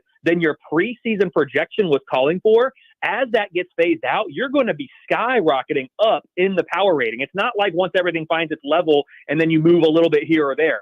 As preseason gets phased out, in-season comes in, if that delta is very large, whether it's positive or negative, you're going to have a lot of movement with your rating. So Georgia Tech up 3.1 points from just last week. But if they have the exact same type of performance this week against Georgia State, which you have to guard against a letdown spot, right? But if they play that way again, I expect that number to improve yet again, which is then going to make that 14% chance continue to rise and certainly be better. So if I had to really put a number on it, I'd probably say closer to about a 25% chance if I really had to guess that Georgia Tech team could be 5-0 after the Louisville game, waiting to welcome Duke to town then in week 6.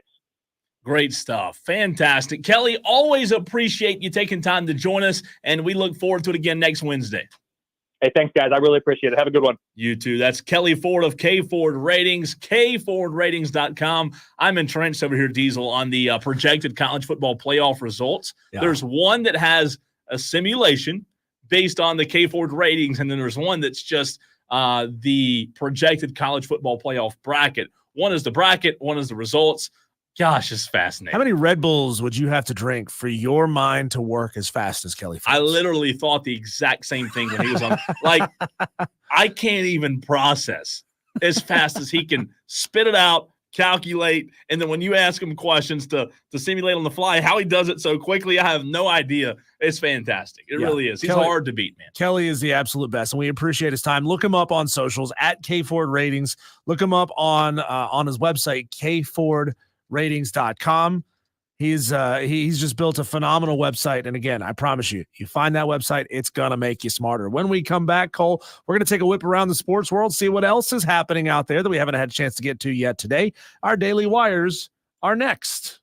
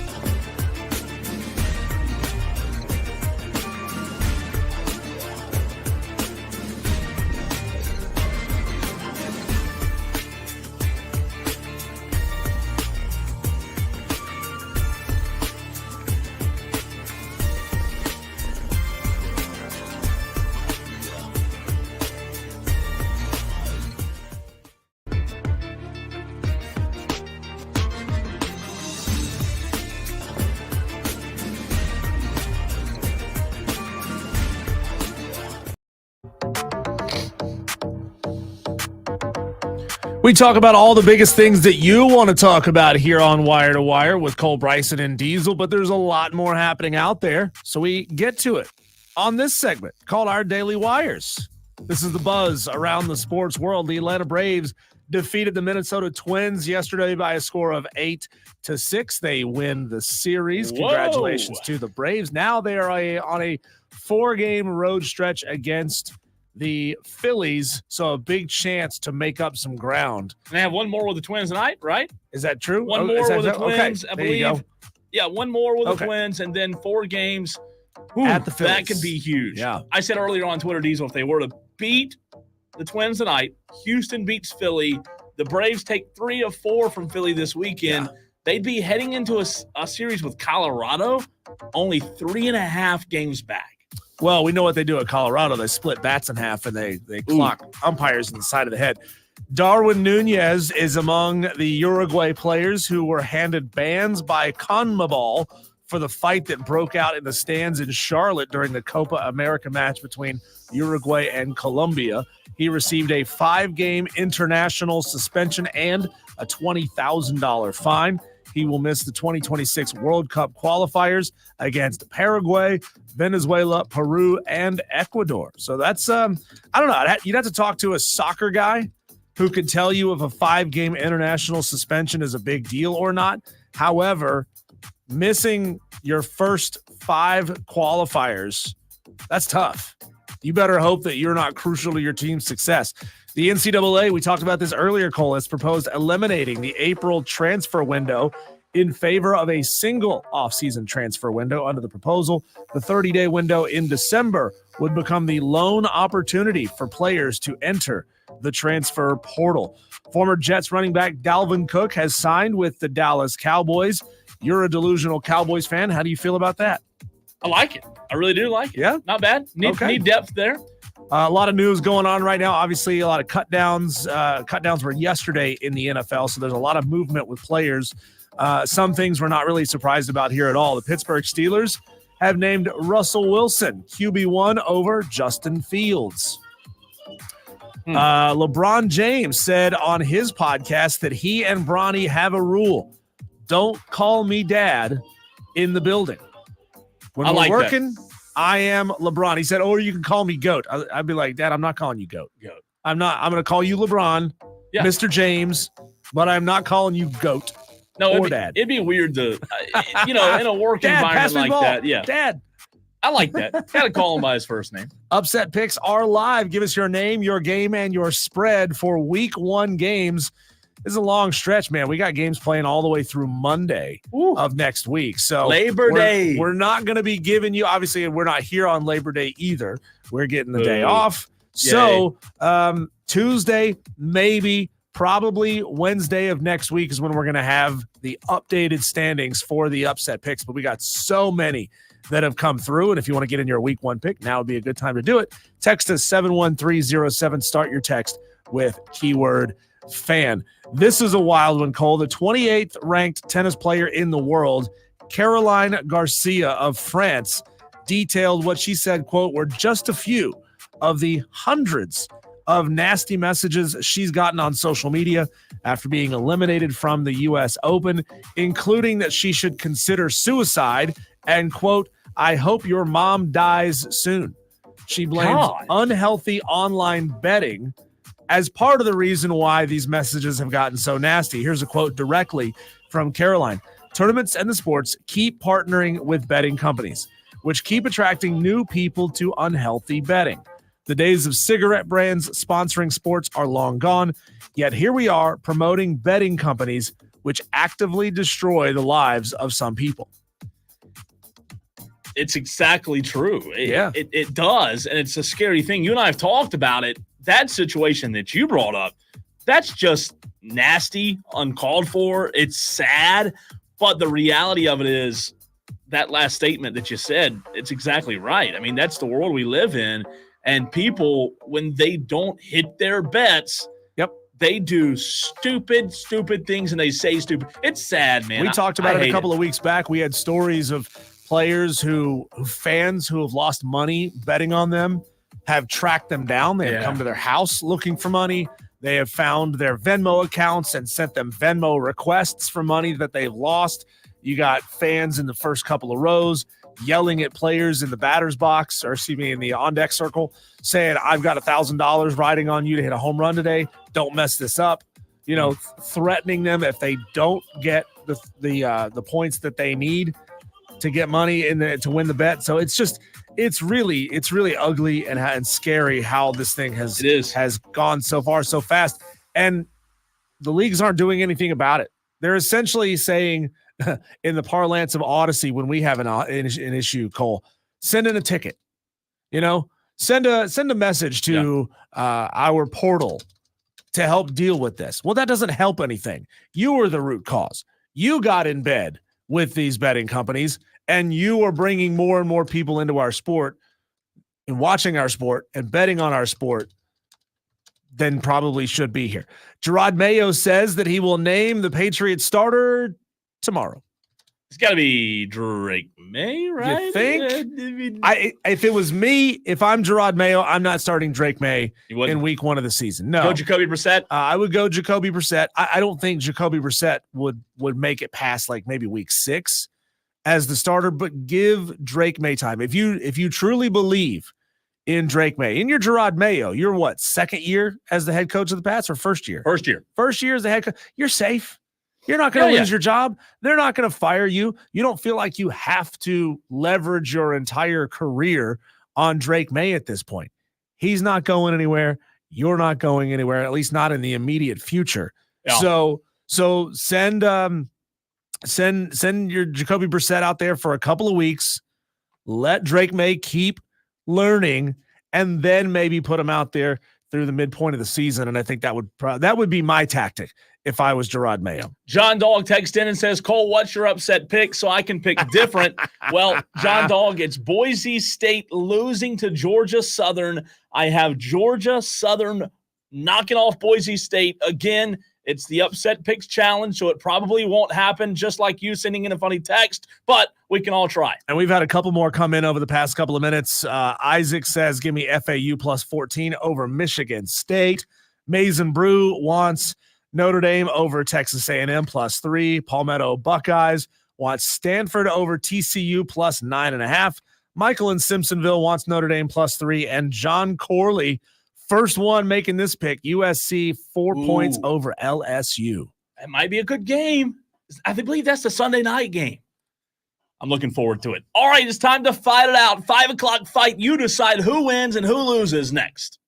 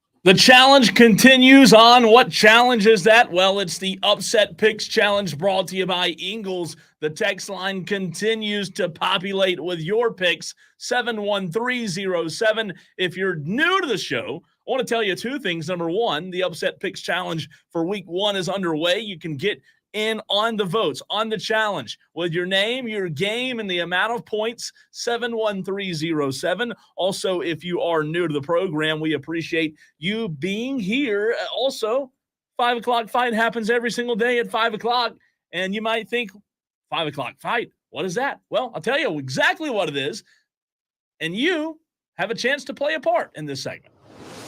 It's an all-out slugfest, and nobody's leaving unscathed. 3 topics, 1 winner. It's the 5 o'clock fight on Wire to Wire with Diesel and Cole Bryson on the Fan Upstate. The Tolos who have been here for a while know how it works, but for the new Tolos out there, 3 rounds. Diesel and I must disagree on each round. You, the Tolo, gets to chime in. Let us know who wins and loses each round. 71307's the text line. Start your text with the word fan. We're also live on Twitter, Facebook, YouTube. You can hop in the comment section there as well, and let's get it started. Fight. Diesel, I ask you the question. You have a football program in college football. You're the athletic director, okay? You get to make the decisions. You do the hiring and the firing. You're in charge. Who would you rather have as your head coach? You only get 2 options here. Your options are Hugh Freeze or Shane Beamer. Which would you rather have? Don't laugh. So my choices are a shyster, a swindler who wins, or a Boy Scout who can't get you past 500. Diesel. Hugh Freeze. The answer is Hugh frickin' Freeze. Really? Right? It's dirty. You feel icky. You know, it's like going out with that girl that you met on Tinder that you know you probably shouldn't go out with, but it's been a while, right? You hadn't won in a while. You feel like you just need some of that human contact. And by human contact, I mean wins in college football. Give me Hugh Freeze in a heartbeat. I mean, he's going to be gone in a couple of years anyway. He's smart enough to realize, oh, I'm about to get hit by NCAA sanctions. I better get out of here. So he's going to leave before the bleep hits the real fan. This one's fascinating. It is a little bit of a difficult conversation to have because you may disagree, but I do think that the margin between the two, it's closer than you might think. Hugh Freeze is a good coach. I do know, that Hugh Freeze won a lot of games in his past 10 years, right? Auburn, the jury's still out on what Hugh Freeze can do at Auburn. We may be wrong, I may be wrong. Hugh Freeze may prove me wrong and go win a lot of games at Auburn. He's played well against Nick Saban. However, I'm not a Hugh Freeze guy. I don't think Hugh Freeze is seen as someone who is genuine. I think there's a lot of smoke and mirrors with Hugh Freeze, and for that, record this. I'd rather have Shane Beamer as my head coach over Hugh Freeze, Diesel. Wow. I'm telling you. Wow. Give me Beamer ball, baby. I just like Shane Beamer better. Maybe it's the wrong answer, but to me, it's the right answer. What say you, 71307?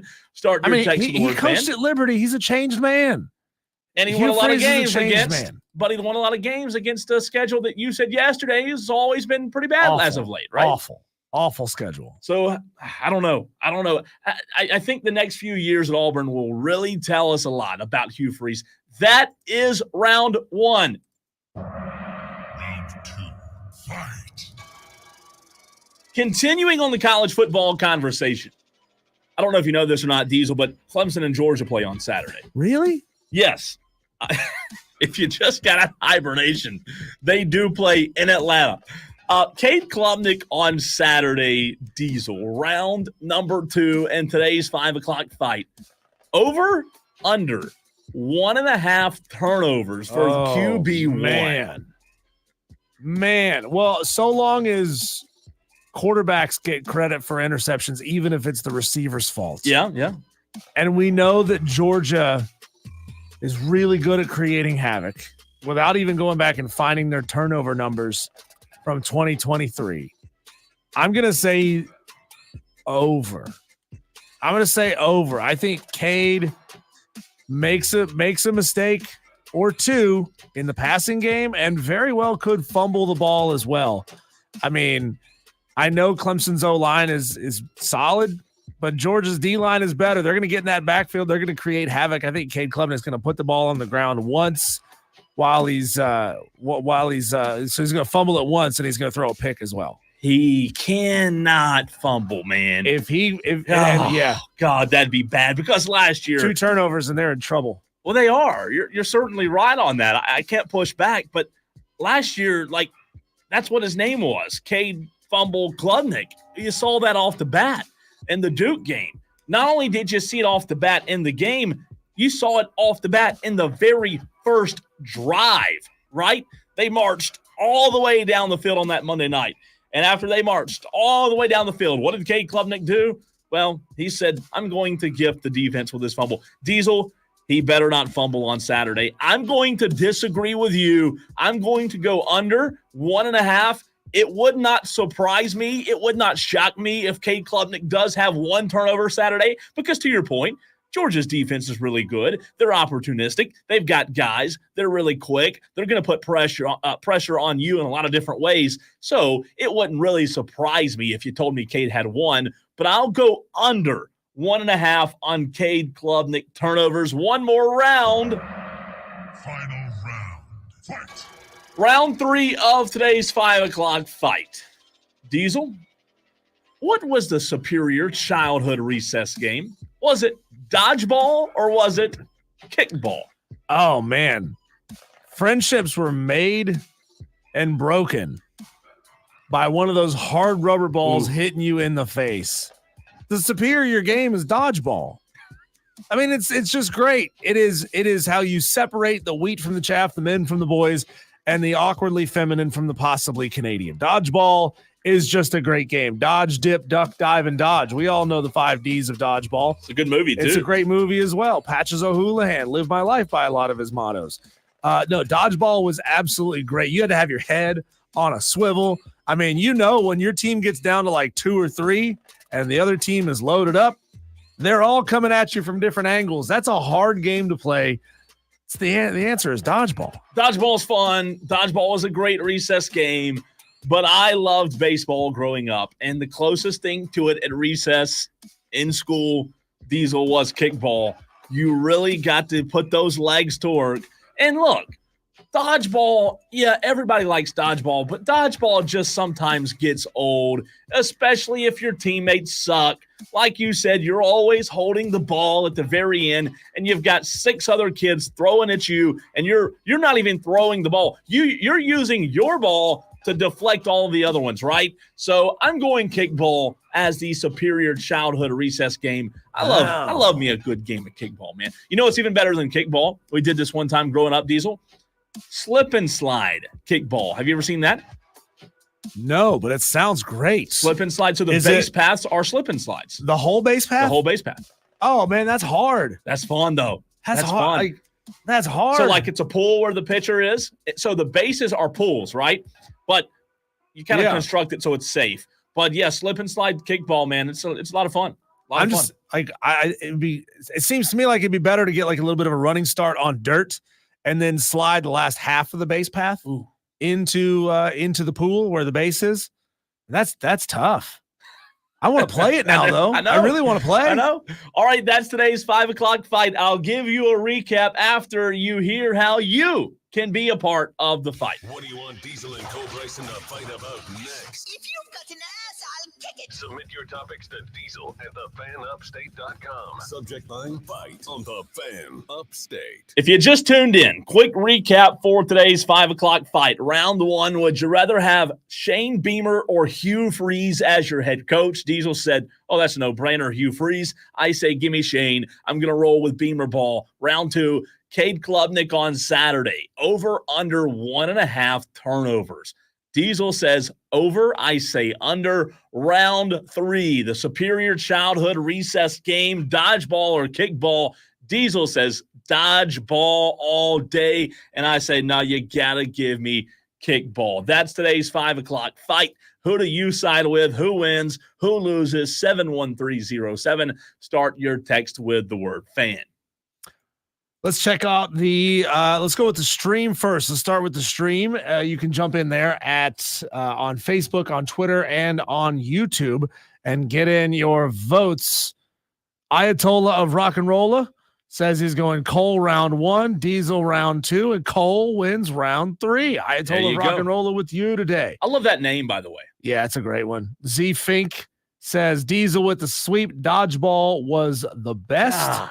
Mark L.O. Duck says Diesel wins round 1. Diesel wins round 2. Cole wins round 3.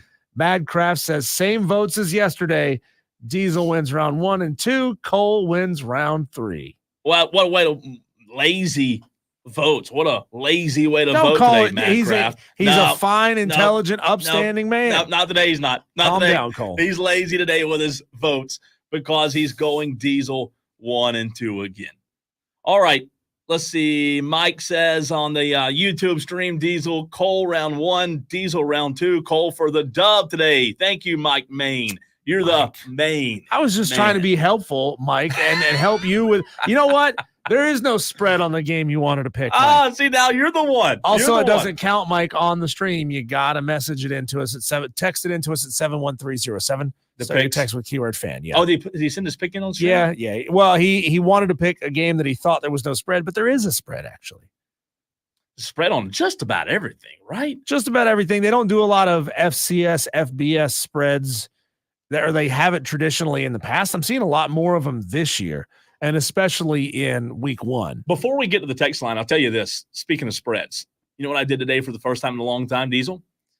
I dusted off the old cheese website, the old gambling, the old sports book. I have not put any cheese on a game in probably over 2 months. It's been a long time. You're starting to get itchy? Oh, itchy. I mean, I'm for sure. So I dusted it off today, started looking at some spreads, some teasers, and I'm excited. College football full force. All right, let's go to the text line. You ready? Actually, let's preface it first. If I lost a bunch of rounds today, let's just move. I mean, come on. Jeez. Come on. Take your medicine, would you? All the way down to 508. Texter says Diesel 1, Diesel 2, and Cole 3. Well, Diesel gets a win. Started off on the text line. 4-3-2, round 1 Cole, round 2 Diesel. Not a fair fight on that one. Should have been 2-5. Oh, 2.5. Ooh, you think 2.5? Over would be three turnovers. 3 turnovers? That would not be good. That would not be good. And then you also get round 3 from that Tolo. Diesel, if you can dodge a wrench, you can dodge a ball. I've never had to dodge a wrench. Oh, that came from Michael in Simpsonville. Appreciate the text. Tolo Allen says round 1 Cole, round 2 Diesel, round 3 Cole. So I did get Allen on today's 5 o'clock fight. Let's see. 483 says, I got Cole with a clean sweep. Diesel lobbying to the fans of the movie Dodgeball was a smart move, but still giving the sweep to Cole, says Boston Scott. Boston Scott, come on, man. You just you pick me up and then you slam me back. He did. down. He got your hopes up there for a minute, didn't he? He did. Brandon from Moore, Diesel, says that Sam Houston State over Rice. That's what he likes, 12.5. I have not looked into that game. I'll be honest with you. I don't know much about Sam Houston State and Rice. Are they FBS now? Sure. Were they one of the teams that just moved up into Conference USA? I'll have to look on that. Is that white rice? Wild rice? What kind of rice is that? As Josh Pate of Late Kick says on his show, you cannot lose to food. Don't lose to rice. Like that. You cannot lose to food. I like that. John Dog, round 1 Cole, round 2 Diesel, round 3 Cole wins, but still no points. Let's see. 491 says Cole clean sweeper. Lefty Tiger chimes in Diesel. Round 1 Diesel, round 2 Diesel, round 3 Cole. Played slip and slide once around the age of 27 and hurt for the next week. It's amazing all the things you used to be able to do as a kid. You could get a running start, dive and land right there on the old rib cage, and you were fine. You'd get up and do it again and again and again and again. Can't do that anymore. Now you just do something so simple. I did something the other day that I didn't think was going to be bad. The next day I was like, oh my gosh. True story, Cole. This happened to be 5 years ago.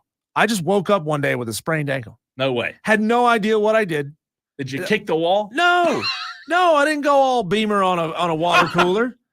I didn't do anything. I didn't roll it. I didn't twist it. I didn't step on anything funny. Something that I shouldn't have kicked. Kicked something I shouldn't have kicked. Well, if you were kicking some more ass, you wouldn't be. You sprained an kicking water ankle in coolers. your sleep. Yeah, I don't have a clue. What did how you I did do it. when you woke up? Were you just like in shock? I'm not kidding you. I had to be on crutches for like 3 days. That is the craziest thing I've ever heard in my life. Not a clue what I did. Oh my! I mean, like it gosh. was swollen up and like nasty looking. I'll say this: I don't think we've ever had as many Tolos vote in the 5 o'clock fight today on the text line. I haven't even gotten to half of the text. A ton of votes coming in. 5 o'clock fight. We left off where? Lefty Tiger. 422 says Diesel round 1, Cole round 2, but Diesel round 3. So you did get. I think we're split today. Diesel, pretty good. Drew, what is this? Drew Bustank, is that right? Says round. Drew Bustank. Like the band Hoobastank. Drew says Cole round 1, Diesel round 2, Cole round 3. 422 says round 1 Diesel, round 2 Cole, round 3 Diesel. Willie B. Ho, I wouldn't want Beamer coaching my kids' football team. Gosh, these are some good ones today. Play-by-play JB says Cole 1, Diesel 2, Cole 3. So I did get the win there. Bo, what's up, Bo? Cole round 1, Diesel 2, and round 3 Diesel. No, I'm sorry. I read that wrong. Cole round 1 and 2, Diesel round 3. He asked, though, Diesel, is murder ball the same as dodgeball? I've never heard it called murder ball. Murder ball. Rick from Greer says Cole sweep. Is that Rick from Greer, like Rick, the Rick that I'm thinking Murder about? ball is the original name for wheelchair rugby. So, no, it's not the same. But that's fascinating that they decided to call it murder ball. Say that again. It's wheelchair rugby. Never heard of it. Well, it's a Paralympic game. Sounds fast. I just never heard of it. Let's see. Tolo Bonehead says Tigers by 3, Cole sweeps.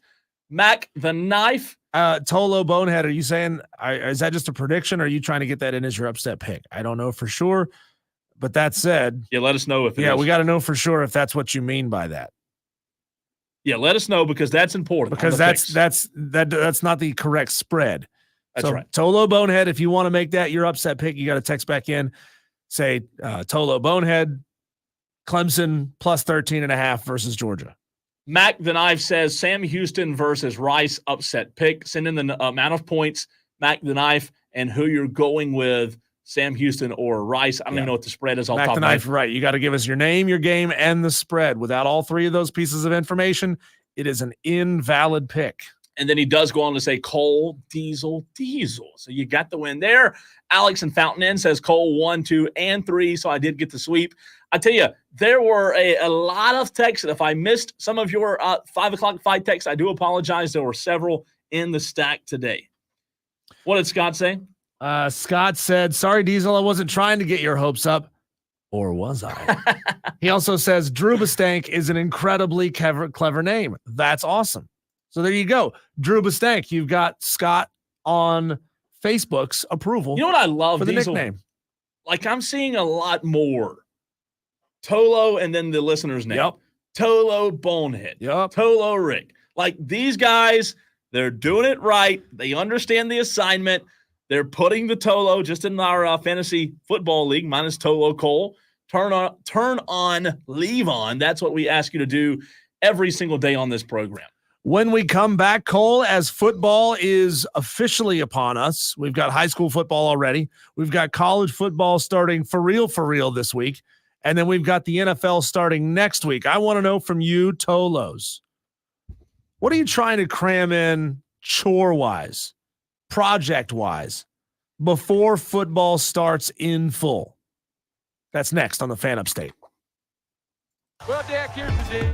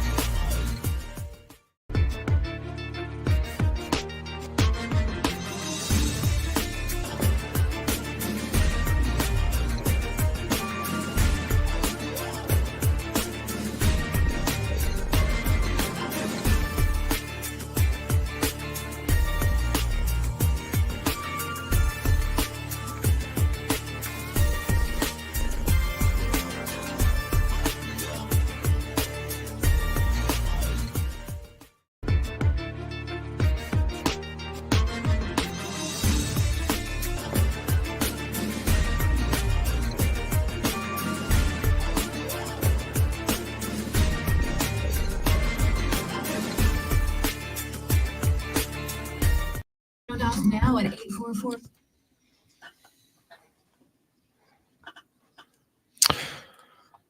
Cole, do you want to take a guess at what the spread is on that Ole Miss Furman game? 7:00. I'm surprised there's a spread on it. Yeah. I mean, it's week 0, right? Maybe it's that ESPN Bets is putting a spread on damn near everything. All right, let me guess. I have not looked. I have not cheated. Yep. And I don't want to be disrespectful to Furman because we do carry Furman on number the radio. 9 FCS team in the country in the preseason coaches poll in college FCS versus number 6 in the preseason FBS poll. 38.5. Don't tell me to go higher. Gotta go up.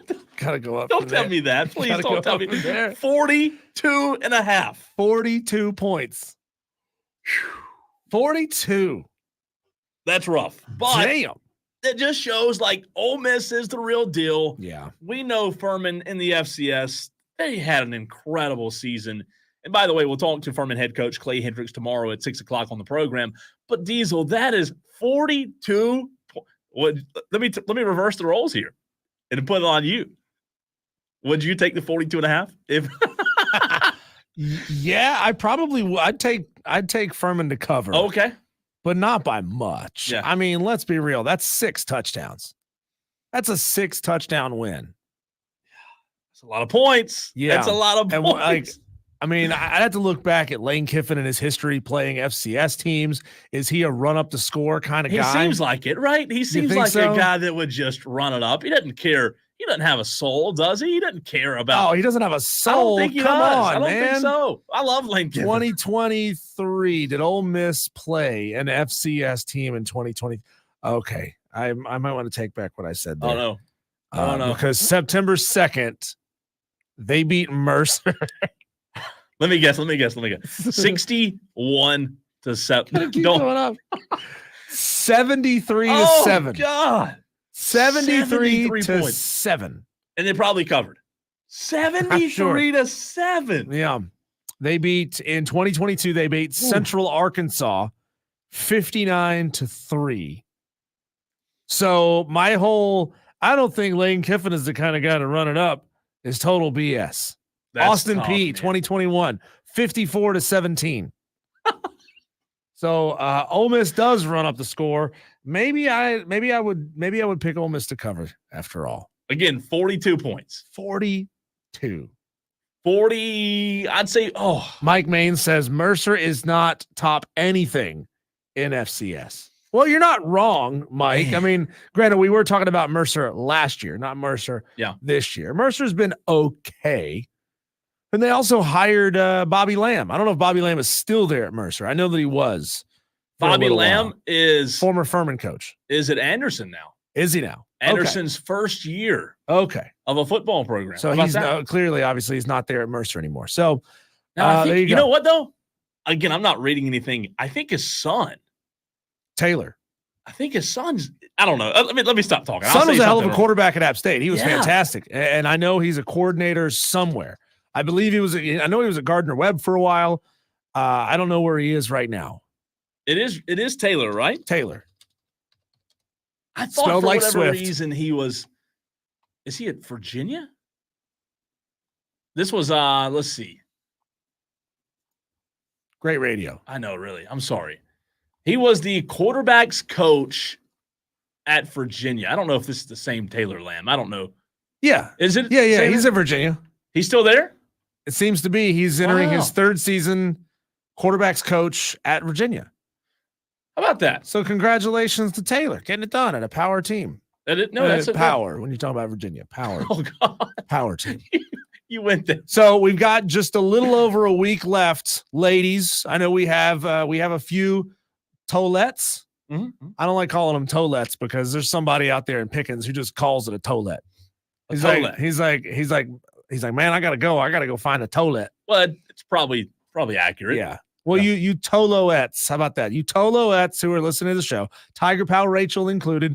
Some of you are married. Some of you are coming to the end of having a working, functioning relationship with your husbands and your boyfriends, because once all 3 levels of football are up and running at full speed, ladies say like, hey, I'm losing my husband for a couple of months.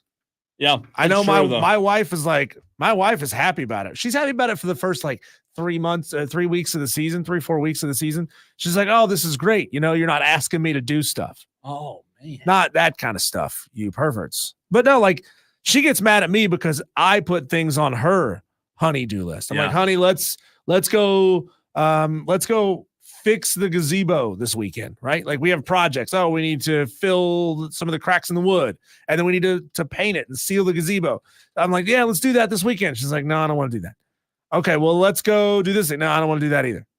So what is on your honey-do list, your to-do list? Or it could just be like a watch list, right? Once football starts, you're not going to be binging Game of Thrones. Once football starts, you're not going to be watching all your favorite TV shows. You're not going to have time for that trivial nonsense anymore. And television. Real quick, Diesel, sorry to interrupt. Waffle Trey says Lamb was head coach at Gardner-Webb, is now the head coach at ETSU. Interesting. It's TRE. We were looking at the wrong Trey. It was TRE Lamb. No Y. Sorry about that. I apologize. So, football season, Diesel overlaps for another season for me. Taylor is at Virginia. Oh, there's two? Trey, is Trey another son? Is another Bobby Lamb's I'm making son? it worse. I'm sorry. I guess it is. It does say Trey is the son of Bobby. So okay, so I didn't know he had two sons. I didn't. I learned something new today. Yeah, thank you, Waffle Trey. Appreciate that. There you go. So the worst part about you're right. It is like a time where you kind of just let that list grow, right? The worst part for me is football season overlaps with hunting season, so there's nothing that's going to get done. Like zero. When does hunting season start? 3 weeks. Mid-September. Yep. September 15th. So it's you can forget me doing anything productive. If I could do it, I would work all year and then take off September, October, November. I've got like 10 movies sitting in my watch list on like every single platform. I only pay for one of them. Don't tell big box business that like I only pay for Disney Hulu. Yeah. Because then I give that to my sister. She gives me their Netflix. We all share. That's the way to do it, though. Yeah, we all share. This stuff's too expensive. Yeah. No, but nobody can afford that kind of stuff. But, I've been going back and watching all the Marvel movies in order. Because, like, you remember that time? This was 10 years ago or so when Marvel could do no wrong. No. Every movie was great. Every single one of them was must watch. You had to go see all of them. I try to like go back and rewatch all those movies every couple of years. I don't do it every year. That's ludicrous. Yeah. But like I'm like there's a lot of television I got to try to cram in over the next 3 days. Once football starts, it's over, and then I'll see those guys again in January. Dust them off in January. Yeah. You know what? It does feel like when football season gets here, it feels like it goes by so fast. Yeah. Because you don't do a lot outside.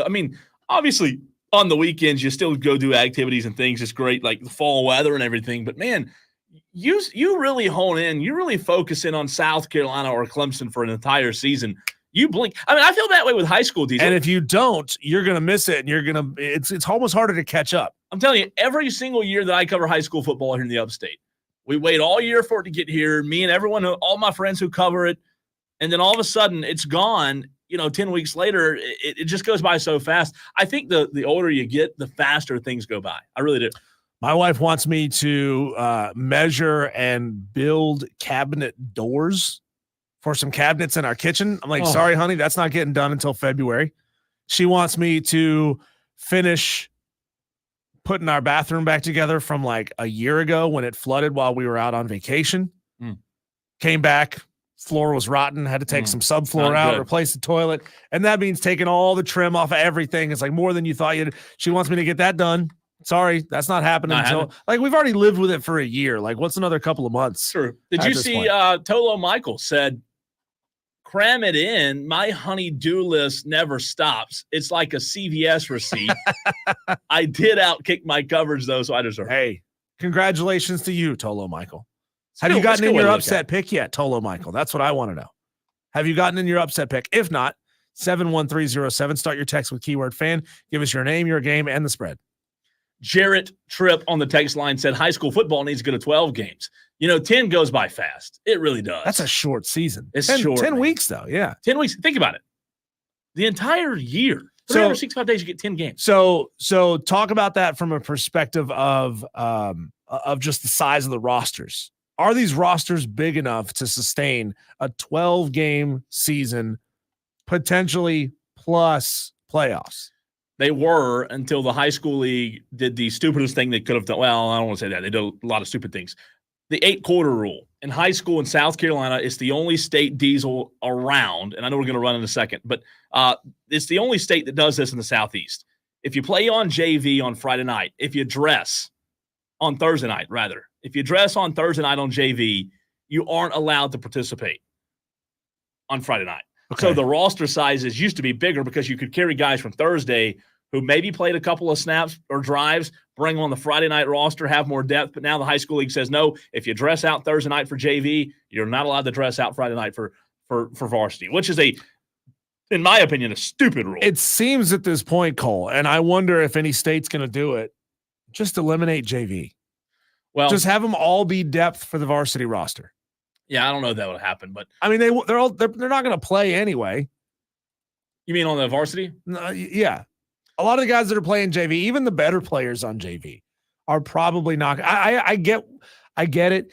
It's for the younger players. It's those who still need time to develop. It's for freshmen and sophomores. I get the purpose of JV, and I'm not trying to take that away. But if you were to increase the length of the regular season to 12 games, you might have to. Or you might have to turn JV into 7-on-7. Well, I'd get rid of that stupid rule, and that's the first go. thing I would do. Again, I don't like it. Scotty from BMW asked the question, Diesel, you can answer this because you know about the upset pick challenge a little more than I do. If you submitted the pick last week, can you pick one this week? What did he say? If you submitted a week 0 pick, Scotty, yes. Of course. It's a week-to-week game, man. Yeah, it's a week-to-week game. Yeah, it's not a one and done. We're not Coach Cal players here. We're not one and done. It's every week, man. You got to submit a new one. Diesel and I did. We'll get back to ours in the last hour. Yeah, and Scotty, if you picked a week 1 game in week 0, we wouldn't have let you do that. We would have told you to pick a week 0 game. All right, Chris Phillips of SEC Unfiltered joins us on the other side. Your thoughts. Get your text in for Chris. 71307. Start your text with the word fan.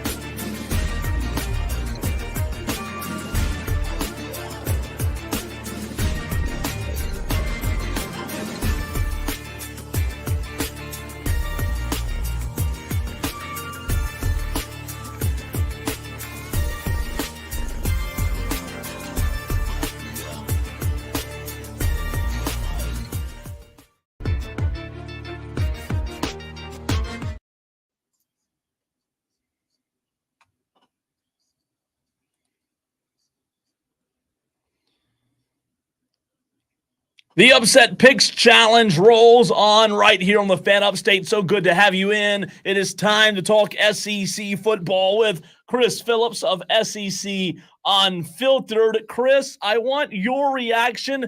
I'm going Georgia Southern over Boise State with my Upset Picks Challenge. Your instant reaction to that? Cool, I like it. I actually saw that on the board and sort of considered it. I was really surprised to see Georgia Southern such a big dog in that game. So I like it. I like it. You know, as a man who has a soft spot for App State, I don't know how many positive things I'm allowed to say about Georgia Southern, especially with Diesel being Not on if these you want to stay airwaves friends with me, pal. But no, I like the pick. I like it a lot. Chris Phillips, SEC Unfiltered, joining us here each and every week here at 5:40 on Wednesdays. Chris, I'm sure everybody in the SEC is a fever pitch right now. So this is trying to trying to pick the shortest midget or the tallest guy on an NBA roster. But which SEC fan base right now, especially on the message boards, do you feel like is the most over the top, over their skis expectations, maybe a little bit out of touch right now?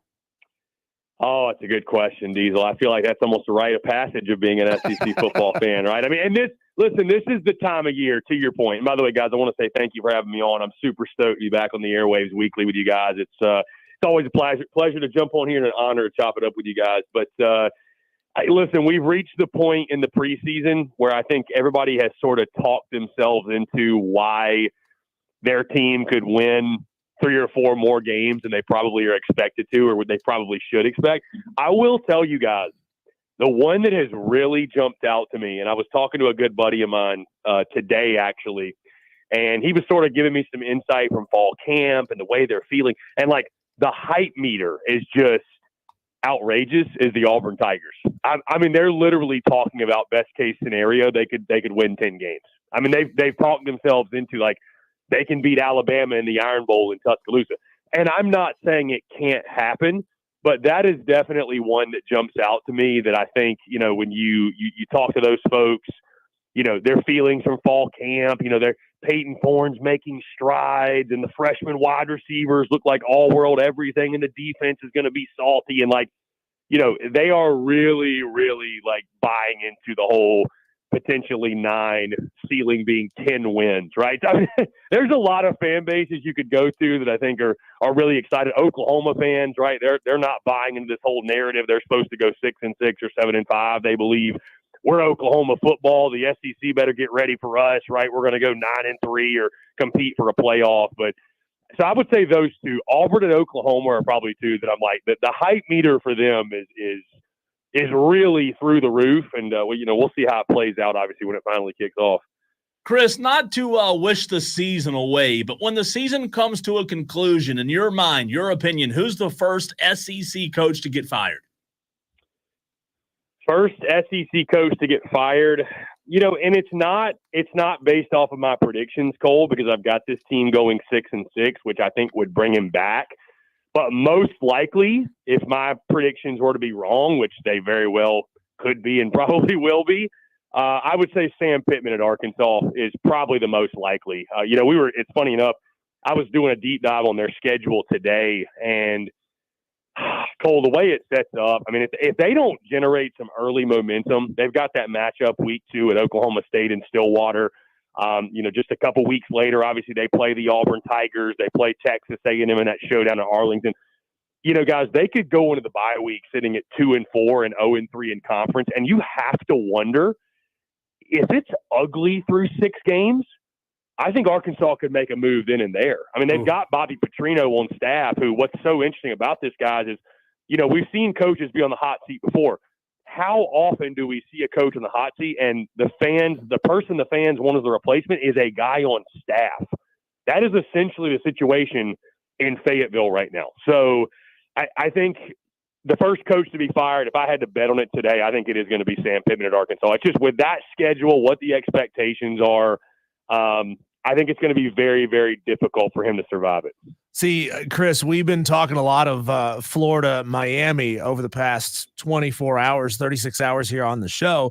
I'm looking at Florida and saying, man, by week number 5, there's a realistic, not a super high chance, but a realistic chance that they're sitting at 1-3 by that point. I think Miami's going to go into Ben Hill Griffin and beat them. Obviously, I think they're going to just trounce Samford. There's a huge talent gap there. But Texas A&M is probably an on par, if not slightly better team than you. And then if you get to week number 4 and you're sitting at 1-2, the question is Billy Napier losing the locker room? And I'm thinking by week number 5, which Florida has off, that Billy Napier's seat is white hot, in fuego. Do you agree? It could be. I mean, listen, if they start the way you're predicting, then absolutely. I mean, I'll take it this season. I'll take it a step further. If they start 1-3, like you just laid out, and they lose to Mississippi State, he's gone. I mean, he's gone. He's gone. I don't know if it'd be during the bye week. I don't know if it'd be during the next bye week. I don't know if they'd wait till in the season, but he will be gone. It's funny enough, man. I did a show a couple weeks ago. It's kind of a state of the program address for Florida. And, I've been one, Diesel, as we've gotten closer to kickoff, that I think Billy's going to be back next year. I think even if they go 5-7, as long as it's not just like I know this sounds weird to say a terrible 5-7, right? Are they being competitive? How does it look? I just think from what I've been told from folks down there in Gainesville, inside the building, that the people that sign the checks at Florida with the commas in them, they don't want to sign another check. They're not really interested in doing that. They will if they have to, but they don't want to. And Scott Strickland, the AD, is tied to the hip with this guy. Like, if Billy Napier's gone, he's going to be gone. You don't get a third football coaching hiring. It just doesn't happen.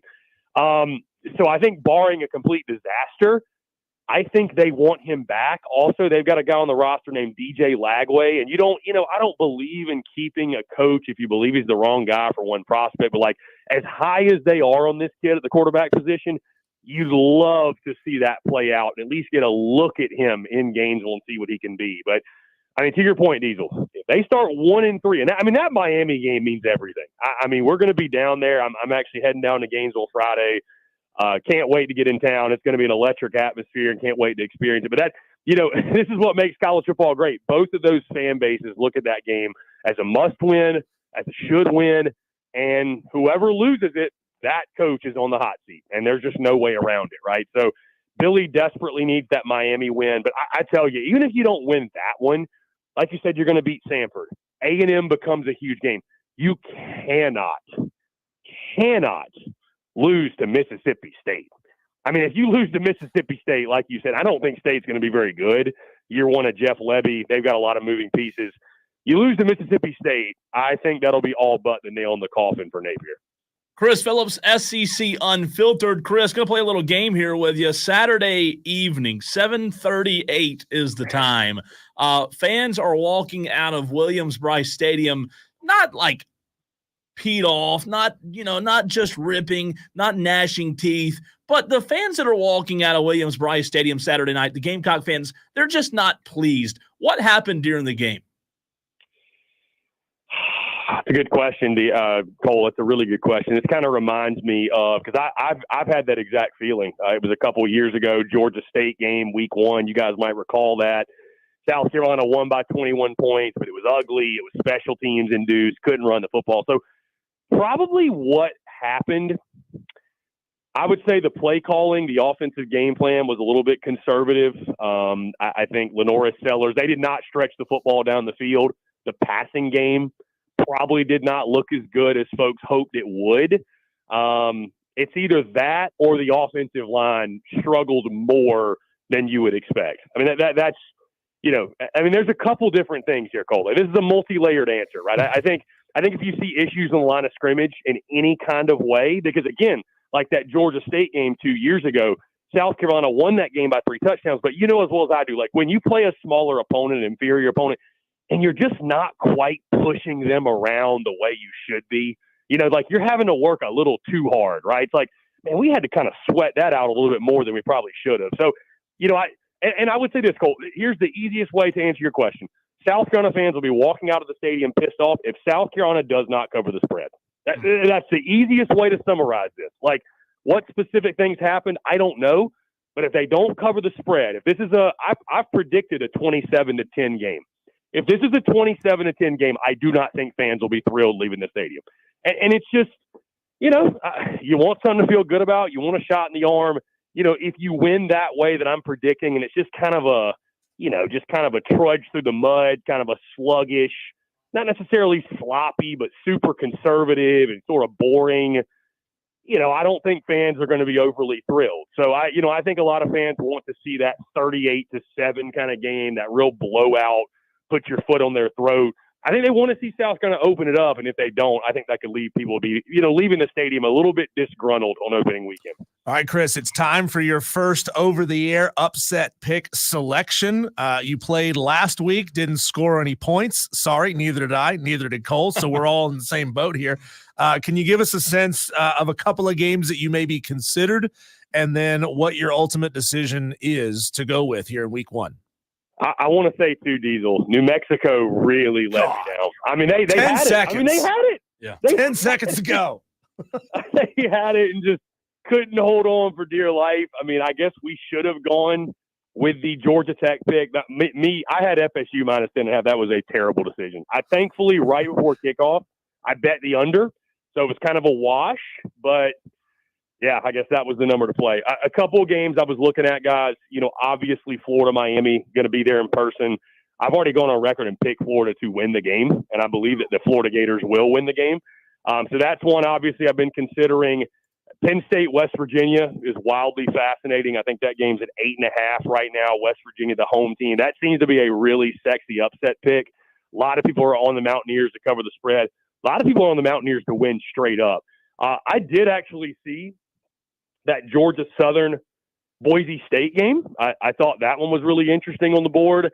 Dare I say Vandy, Virginia Tech? No, I'm kidding. I'm not going there. But somebody did pick it. I glanced at it for a moment. Guys, I'm going to go for my selection here. Let me go with the West Virginia Mountaineers. I'm going to go with West Virginia pulling the outright upset over Penn State in week one at home. I just said I know I'm picking Florida, but I'm going to leave that game alone because, again, I am going to be there in person. Last week, the pick that I had, it maybe kind of jinxed the team I picked. I don't want to put that on the Florida Gators this week. I don't want to be that guy that, you know what I mean? So I've already went out there and publicized my picks and picked the Florida Gators straight up. So I want to go a little bit of a different route. I don't want to pick the same game and everything I'm doing. So for you guys, give me West Virginia plus the 8.5. I think they beat Penn State straight up at home. I think that's going to be a really fun game. Well, you have the same mind as our mutual friend Jake Crane. He also took West Virginia plus 8 over Penn State. Diesel, are you surprised I didn't go Clemson plus 13.5? I don't think that's a wise pick, Chris. Yeah, I think I've actually got Georgia covering. So, no, I'm not. I'm going the other way. All right, Chris, we appreciate you, and I hope your pick comes to fruition. Good luck and have fun this weekend, man. Cole, Diesel, y'all are awesome. Appreciate it. Have a great weekend. Absolutely. That's Chris Phillips of SEC Unfiltered. The best games, the best viewing times this weekend. When should you be on the couch? We'll talk about it next.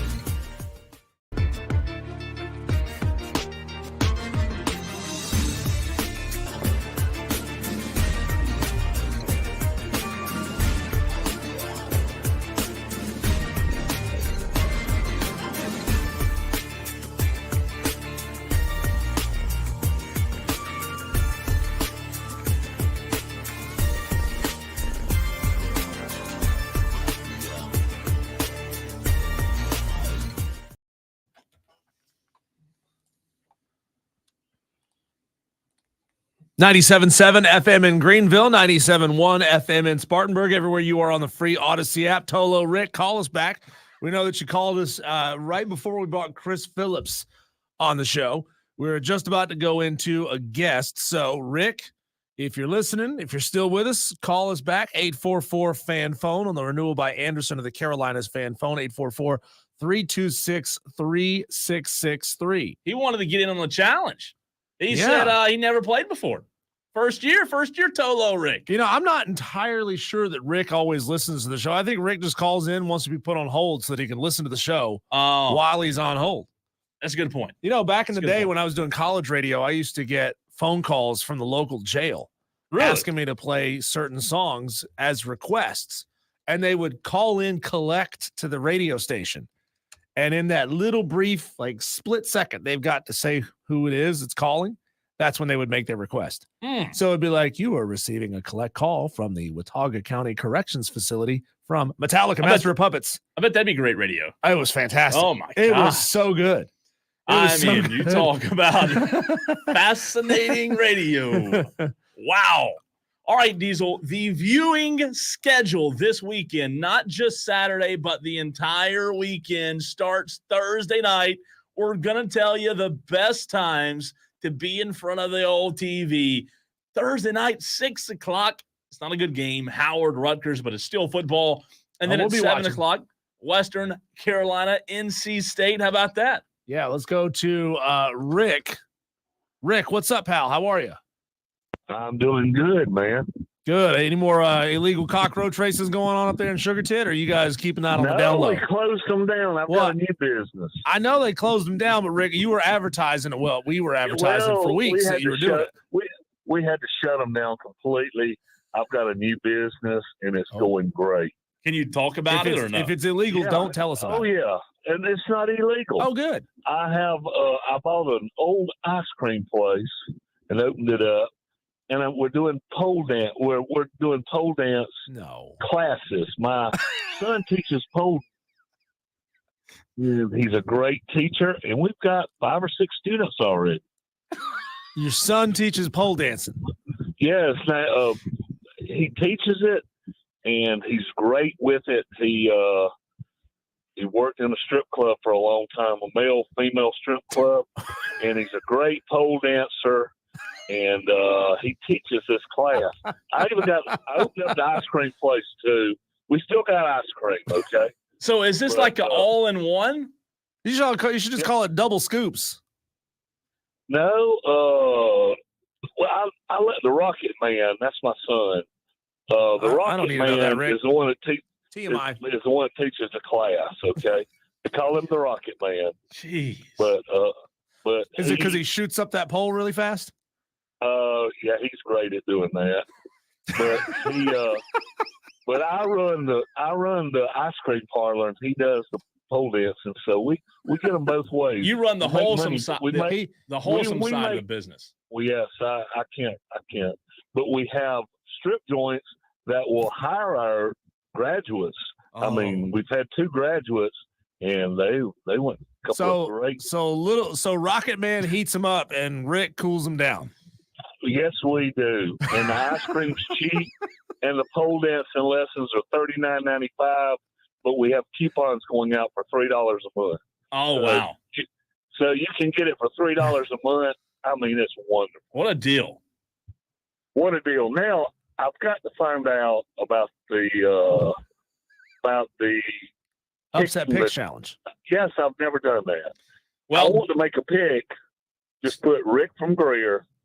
And I want to take Western Carolina over NC State. Ooh. I think it's 30 points. Oh, Rick, you're swinging for the fences there, buddy. I am. Well, you're supposed to, aren't you? Look. Hey, it's a strategy.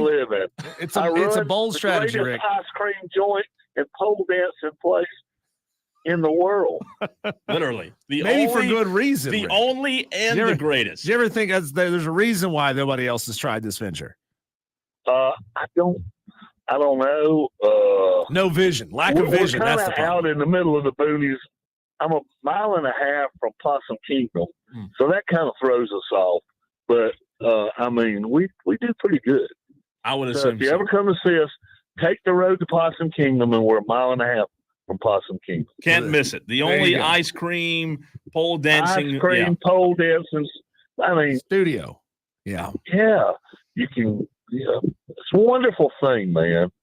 Well, Rick, Send your daughters and your mothers God. and your anyone. Send anyone. we'll There you do go. our best to send the referrals that way. Rick, we appreciate the call Thanks, as Rick. always. Hey, Rick is the only one. I guarantee Rick is going to be the only one to take Western Carolina plus 32.5 against NC State. Only Rick. Could you imagine that? Could you imagine if that pick hits? How long do you think Rick could stay on the line with us without us having to hit the dump button? Oh, I don't know. I don't know that it would last. so I'm looking at the spreads here. That is, I think, by far the biggest spread of any game anyone's picked this week. Rick from Greer took Western Carolina plus 32.5 over NC State. Panther Vol 51 took Georgia State over Georgia Tech for 20.5. And then, gosh, Wesley on the Facebook stream, Diesel says Rick should do well with upset picks. Look at the career path he picked. Oh man, Oh, man. that's a classic, instant classic. Every single time Rick Yeah. calls, it just turns into a instant. It's the Rick classic. Show. God, it really is. I mean, we just turn our mics off and let them go. Notre Dame Nate took Richmond over Virginia plus 19. There's no way Western Carolina. There's no way they're beating NC State, right? There's no possible way. Texter says, "What in the low credit score did I just hear? Pole dancing ice cream shop." You heard it right. Texter says, "Sounds like," I'm just going to read it because you wrote it, Texter. Okay, sounds like Joe Biden will be visiting Sugar Tit soon. God, Mm. y'all are Brutal. something else. Brutal. All right, TV schedule, viewing schedule. What's the best times this weekend? Obviously, Thursday night football being on TV. Listen, it's football. It's gonna be fun to watch. You may, Diesel, prefer to watch NC State Western. I don't. You may prefer to turn it on SEC Network and watch Missouri Murray State. I don't. I do wish Kansas was playing a better opponent because I'm enthralled with Kansas. I really like Jalen Daniels. 8 o'clock. They're playing Lindenwood, who I've never heard of. So that one won't be close. Are we sure that's even a D1 football program? 45-point spread, by the way, on that one. Ouch. You also have Thursday night, North Dakota State, Colorado, North Carolina, Minnesota, Coastal Carolina, Jacksonville State. I'm scrolling because there are a lot of games. North Carolina, Minnesota might be the most watchable of that bunch. I think it's North Dakota State, Colorado. Followed by North. I mean, I think you'll get a better football game with North Carolina, Minnesota, but Colorado. I think Colorado's going to boat race them. You think so? Yeah. No week faith. one with everybody healthy. I think they're gonna kind of pop that North Dakota State bubble. Now wait a minute. What is this? Bison? Is that right for North Dakota State? Bison, yeah. They don't like being called the Bison. They want you to call them the Bison. Say it wrong and with a Z instead of an S. Okay, that's what they want. And then Colorado, I mean, those are family members, right? The Buffalo and the Bison. I mean, gotta be. Yeah. 8 o'clock. I do believe Thursday night. That's probably your best game. Yeah, you're North Carolina, Minnesota Diesel. The spread's North Carolina -2. That one might be an entertaining game. Maybe there's some fireworks in that one. I don't think there will be a lot of defense in that one. But Thursday night, tomorrow night. I mean, can you believe it's here? A full schedule. 8 o'clock. You and I will be off the air in time. North Dakota State, Colorado will be the game I'm watching tomorrow night. Tomorrow will be call in and get stuff delivered. Have it showing up to the house about 6:30. You don't have to cook anything. You don't have to leave the house to go get takeout. Have it delivered. Pay the fee. It's fine. And then just sit and binge. Just let it wash over you, would you? That's exactly right. All right. Then we turn the page to Friday. Games beginning at 6 o'clock. Lehigh versus Army. Nah, you can have that. I'm good. 7 o'clock Diesel, Temple, Oklahoma. Maybe you turn on just to see what Brent Venables Oklahoma looks like for the first quarter, right? The spread on that game is just absurd. Looking at all the SEC games and the competition that most SEC teams are facing in week one, it's just, I'm just looking at these massive spreads. Yeah, it's going to be ugly. Every single game except for what? Clemson, Georgia has a close spread. Is that the only one? I think that it might be. I'll tell you on the Virginia Oklahoma, Tech, Vandy, a 13.5-point spread. I don't think the Oklahoma Temple game will be worth watching from the standpoint of it being remotely close. However, I am intrigued to see what Brent Venable's Oklahoma team looks like. Again, you can't judge it off of this game because they're playing Temple. It's going to be a blowout. But I think Oklahoma, first year in the SEC, I think people will watch that. It is on ESPN. Michigan State, Florida Atlantic on Friday night. Elon, Duke, Western Michigan, Wisconsin. How about Friday night late? Maybe I can watch this one. Maybe I get home from high school football. No, that won't happen. I'm in Irmo. 10:30 Diesel, TCU, Stanford. Any interest there? Stay up late?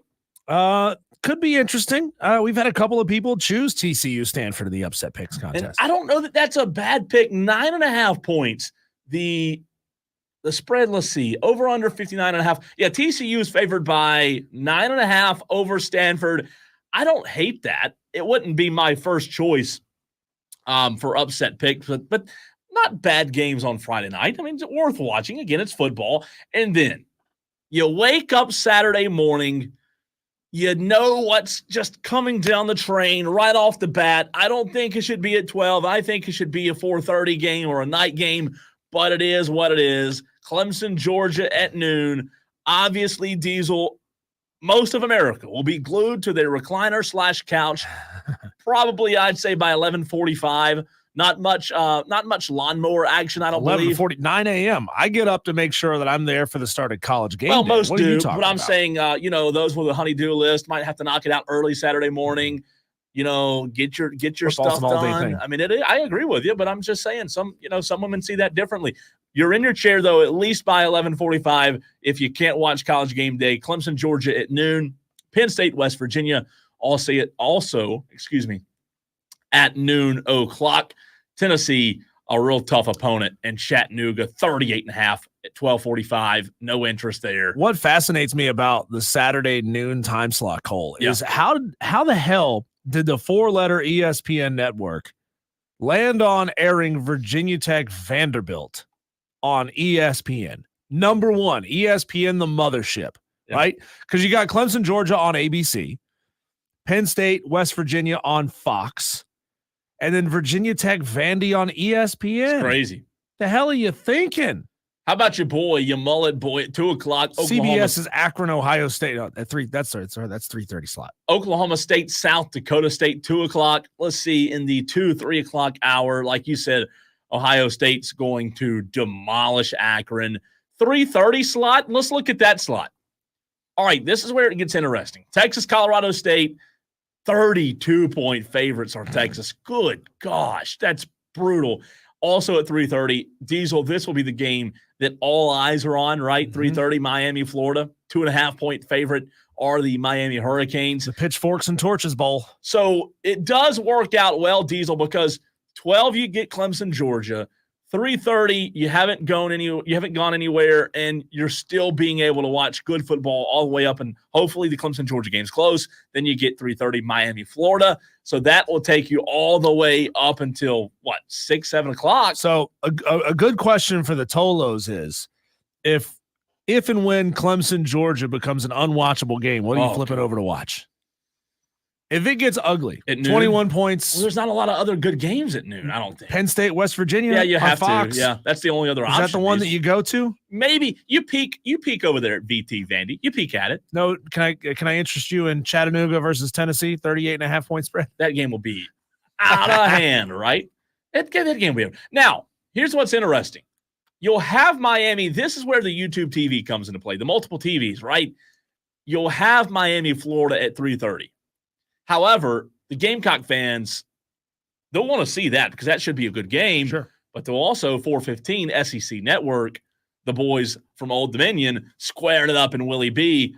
I think that will be a 2 TV hour, probably. Have the Miami, Florida game on. So you have YouTube TV. You're going to probably split and be watching 4 games at a time, right? If I was home, I would be, but I'm going to South Carolina. Oh, that's right.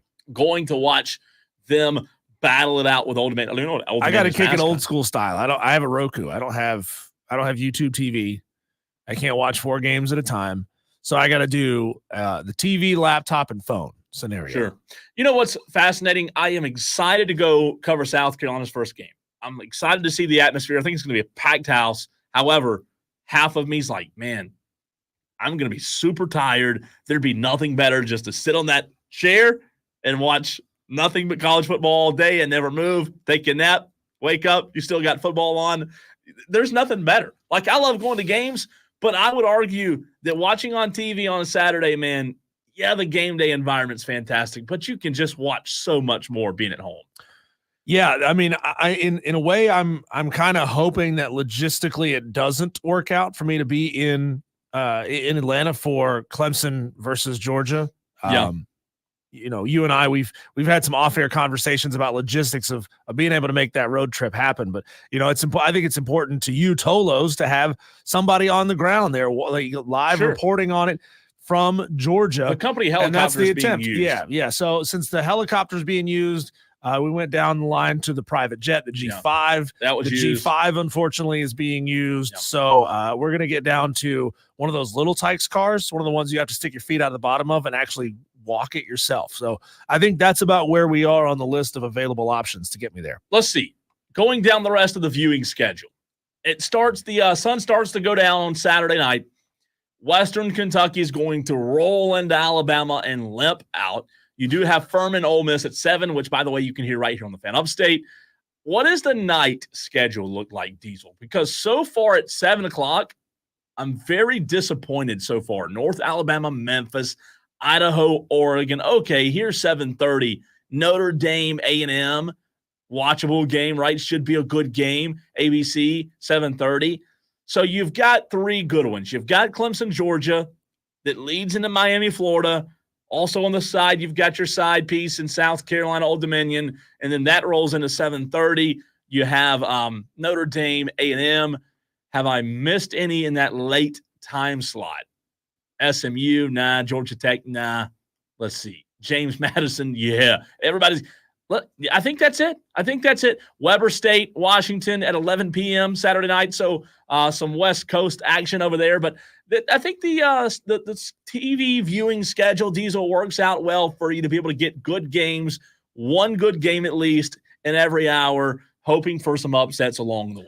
Texter gets in and says, so last week I called New Mexico as my upset and I didn't get counted. Can I screenshot text? Well, Texter, here's the problem. New Mexico lost that game. New Mexico were the underdogs against Montana State. New Mexico held the lead until 10 seconds to go, and they let Montana State score with 10 seconds to go. So, Texter, I'm sorry, we can't give you any points because the underdog lost that game.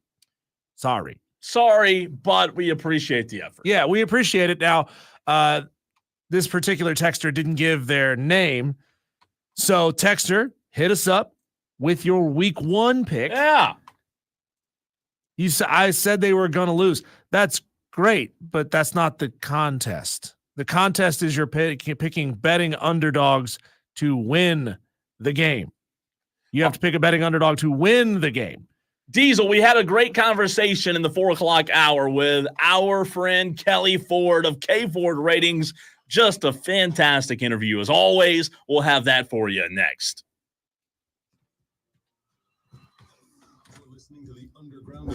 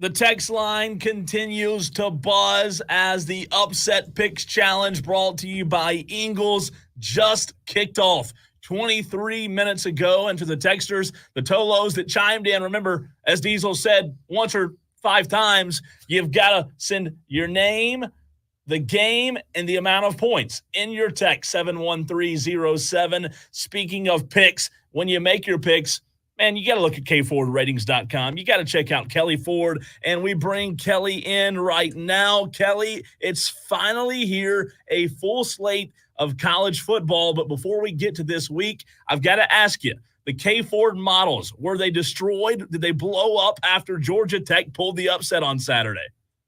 Hey, Cole, I'm so excited this weekend. I cannot wait. It is finally here in full force. College football is back, like you said. No, it wasn't blown up, but I'll tell you, there were some surprising results this past weekend, and that includes Georgia Tech. My numbers gave an 18% chance for the Yellow Jackets to pull off the upset. We talked about that means like a 1 in 5 chance. They play the game 5 times. Georgia Tech wins it once. Well, we got that one time on Saturday in Dublin, which was awesome to see for a neutral college football fan, and I'm sure for a lot of Clemson fans in your area as well. But it wasn't just the actual upsets. It was also how teams performed. So SMU, they get the win against Nevada, but they still fall in my power ratings about 3.5 points. Nevada is upgraded even though they lose, because in the power rating world, as we've talked about previously, and we will continue to do so all year, it's not about if you win or lose. It's about how you perform relative to the model's expectation. The deserving rankings, that's all about records. But from a power rating standpoint, it's how did you perform versus expectations. And, man, the model did get a little bit of a shock, a jolt there in week 0, and I think we're going to get more this weekend. Yeah, Kelley, it's the last week that your numbers for most of college football have to be solely predictive. We're actually going to get real actual data to go off of. You know, I know that you listen to and probably love this guy's work as much as I do. Josh Pate from the Late Kick Show, his collaboration with his Vegas partners, they still would see Florida State as a 7.5 point favorite on a neutral field against Georgia Tech, despite Georgia Tech getting it done in Dublin. I know you're not a handicapper, but do your numbers sort of bear out the same thing if you were to match Georgia Tech and Florida State up again? So you say Josh's, and I do love Josh Pate, of course. I think every single college football fan, or certainly most, do. I think his work is great. He's very objective, has a great pulse on the sport. He's been awesome to the industry. You say his numbers, his model has about 7.5. Mine, I just ran it quickly. It's a 6.5 point spread. So yes, even though we just saw that game play out, neutral field, if we play it again, I'm still going to take Florida State. Now, I'm much less confident than I was a week ago, right? So I said an 18% chance for Georgia Tech. Now at a 6.5 point spread, you're probably looking at a 30%-ish win probability or win expectancy for that game. So, yeah, that's how predictive models work, though. It's not going to totally reverse course just because of the outcome of one game, but we certainly learned that maybe Florida State isn't as good as we thought, and maybe Georgia Tech is a little bit better than we thought, too. We're going to do that iteration over and over and over throughout the 14, 15 weeks of this season. You talk about 1 out of 5, Kelley. How is it similar? How is that game similar, if at all, to Clemson, Georgia, in terms of Clemson's chances this Saturday? So my numbers gave Georgia Tech an 18% chance last week. My numbers right now are giving Clemson a 15% chance. So I would say it's very, very similar with regard to the model's pregame expected performance of this Clemson and Georgia game. Now, there's a couple of things to note here. The model does not know that this is week 1, and neither one of these teams have played yet this year. So in my opinion, and I think data backs this, I think the underdog has an advantage the more time you have off. So we've had all summer for the Clemson staff to be game planning for Georgia. Now, Georgia has that too, but it usually favors the underdog when you have extended periods of time. Here's something that works against Clemson, though, is my model views this as a truly neutral site. I'm not sure it's truly going to be neutral site with this game taking place in Atlanta. It may be, but my gut tells me that Georgia should be having a little bit of a home field advantage baked in, which the model is not doing. So I've got this as an incredibly good game, 9.0 out of 10 on the watchability scale. Georgia's the best team in the country by my model. Clemson's in the top 15 yet again, as they seem to always be under Dabo. So I think it's going to be really, really fun, really, really exciting. And Clemson fans should take confidence from the Georgia Tech performance, because my model thinks pregame, at least, it's about the same win expectancy. Kelley, put on your prediction hat right now. Not projection time, it's prediction time. How do you think your numbers will change on Clemson around 4 p.m. on Saturday? So, yeah, I think, ideally you'd say, I don't think they're going to change at all because you think the model's got a good handle of this team. How it's actually going to turn out is Clemson right now, for me, they have the number 11 defense in the country by my numbers. On offense, they're number 21. I think it's going to be difficult after playing Georgia, who's top 5 on both sides of the ball, to really have a good understanding of the performance we see, especially if Clemson does not perform very well. I'm not saying they won't. I'm saying if they don't, I want to be very careful to not make a knee-jerk reaction and downgrade Clemson too much on either side of the ball or overall as a team, because we don't know how much better Georgia is than the rest of college football this year. And if Clemson finds a way to pull a surprise upset or certainly be very, very competitive, I think, of course, the numbers are going to look kindly on that, and Clemson's projections moving forward, even with a loss, will improve. So it's really hard to say right now. Of course, we got to know how the game's going to turn out. But either way, especially if Clemson loses the game, I don't want to make a knee-jerk reaction and condemn this Clemson team in this season, because I think it's very possible that Georgia, and maybe if you want to throw Ohio State in there, they might be, from a talent and just power rating standpoint, they might be operating on a different level than the rest of college football. So Clemson's going to get a huge test, their biggest test of the season, right out of the gate, and we're going to learn a lot about the Tigers, but let's be careful to not overreact. Kelley Ford, K Ford Ratings, joining us right here on the Fan Upstate. Kelley, we started this show today by having the topic of conversation about depth in the core 4 conferences. So I'm going to put you on the spot. According to K Ford Ratings, when you look at power rankings, is there a model that proves us right or wrong when you talk about the depths of the 4, the Big 10, the Big 12, the ACC, and the SEC, when you talk about which one is the deepest conference? What do the K Ford Ratings have to say on that?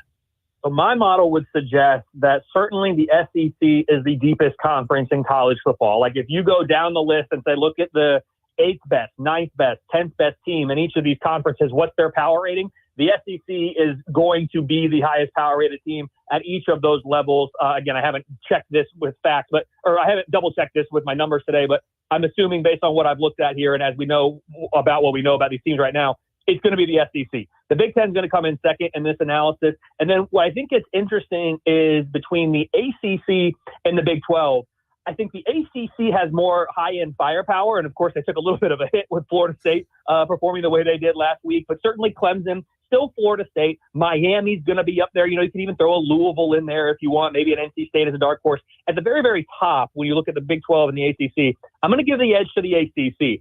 But where the Big 12, I think, is a little bit better than the ACC is in that depth. And since that's what we're talking about, I do think if I were to go down the list and actually look at this, number 7, number 8, number 9 in each of these conferences, I believe my numbers would tell me that it's the Big 12 that actually has the edge over the ACC. So I think the ACC has the firepower at the top and probably the better chance maybe to get 2 teams in. Of course, Florida State has hurt that chance here to get 2 teams in the playoff from that conference early on. But I think the Big 12 probably has more contenders for a spot in the playoffs because I do think they are deeper than the ACC. So I'd go SEC, Big 10, Big 12, since we're talking about depth, not top-end talent, and then the ACC 4th out of the Power 4 conferences. Kelley Ford of K Ford Ratings joining us here on the Fan Upstate, Wire to Wire with Diesel and Cole Bryson. We spent some time yesterday, Kelley, doing a little thought exercise, winning the battle but losing the war. So we're thinking of which teams are likely going to win, in our minds at least, each power conference, and then who might clip them along the way. And I look at that Georgia football schedule, and I see, man, that game looming on October 19th against number 4 Texas. They will have played 3 straight, coming off of a bye, 3 straight SEC teams at that point. I know it's probably a difficult thing for the numbers to bear out, but generally, like trends-wise, what have you noticed in your time doing what it is that you do about good teams when they face long stretches in a row of no time off against really, really good teams? Do you start to see that third, fourth, fifth game in a stretch of really tough games starting to pop up as like really likely losses? You absolutely do see that. And that's one of the things, as we've talked about, no model, including my own, can capture everything about a team or about college football. This is one of those scheduling dynamics, as I call it. that certainly has an impact on teams, and this just wear and tear week in, week out, the general fatigue that you accrue from playing top-end teams week after week after week during difficult stretches, that does wear on teams. And especially when you throw in travel, and now with the expanded footprints of most conferences, you're going to have more travel built into these schedules. That is certainly something that people need to keep an eye on. And if you're betting games, something to certainly identify and try to use to your advantage against those lines, because that is a real thing in college football. The data does support that. You know, you look at my teams who are projected to win their conferences this year, the Power Four. I've got Georgia. I've got Ohio State. I now have Clemson. If you would have asked me a week ago, I had Florida State in that position, but now Clemson has taken over from going number 2 to number 1, and then Utah in the Big 12. Each of those teams, to varying degrees, certainly Georgia, as you talked about, the number 2 most difficult schedule in the country by my numbers. Certainly all of these teams, though, within conference play especially, are going to have a stretch or potentially stretches where it's very difficult week in and week out. And we're going to get that in college football now across the board as the talent continues to get condensed into smaller and smaller numbers of power conferences. It gets more difficult to run through those conference schedules unscathed. And so that is a real thing. The data does support that. And I certainly think that each of those teams I mentioned, as well as the contenders chasing them, are all going to have to navigate that very specific point at numerous times during this year. Kelley, your ratings give Florida State a now 20% chance of being in the college football playoff with that loss, even though they're in the ACC. Do you see that continuing to decline? Obviously, a loss would put them out, and your impact of this week's games on at-large status chart on your website shows them one above the eliminated with a loss category, still remaining in contention for Florida State. So that CFP page on my website that you're referencing right now, that one actually gets updated on Thursday. So it has not been updated to reflect the week 0. So apologies about that. That'll be a Thursday update for me, but I can, because I was curious myself. They went from a 20-ish% in that 20% range to be an at-large, Florida State, that is, to now, I checked because I was curious earlier this week, it's down to about 5% is where Florida State right now has to be an at-large. That doesn't mean it's a 5% chance to make the playoff, because there's still a path for them to be the AQ out of the ACC. But I'm saying from an at-large perspective, my numbers currently assign about a 5% chance for Florida State to earn that at-large bid. So, yeah, I mean, even with the expanded playoff, certainly Florida State's chances are still better than they would be in the 4-team. I mean, it'd be close to being done in the 4-team. Probably not. You know, if you still went 11-1 on the season, won the ACC as a 12-1 champ with your only loss at a neutral site week 0 to start the year, you're still probably in. Of course, Florida State fans will roll their eyes and say, yeah, we went 13-0, buddy, and didn't make it. So don't tell me 12-1 would be good enough. So I get that point too. The expanded playoff is definitely going to help them, but still, that was at this point not a great loss for Florida State. We will see. Maybe Georgia Tech ends up being a really, really good team this year, and that loss continues to look better. But right now, Florida State fans, their at-large chances are pretty low. They need to be hoping they can find their way back into that ACC race and get a shot at that AQ. Find his website, kfordratings.com. Trust me, that website will make you smarter. It makes me smarter every single day. Kelley, we had a texter, I think it was yesterday or the day before, upset that we spent a little too much time, in his opinion, talking about why Florida State lost that game against Georgia Tech and not what Georgia Tech did to win it. So look at your look at your Georgia Tech page.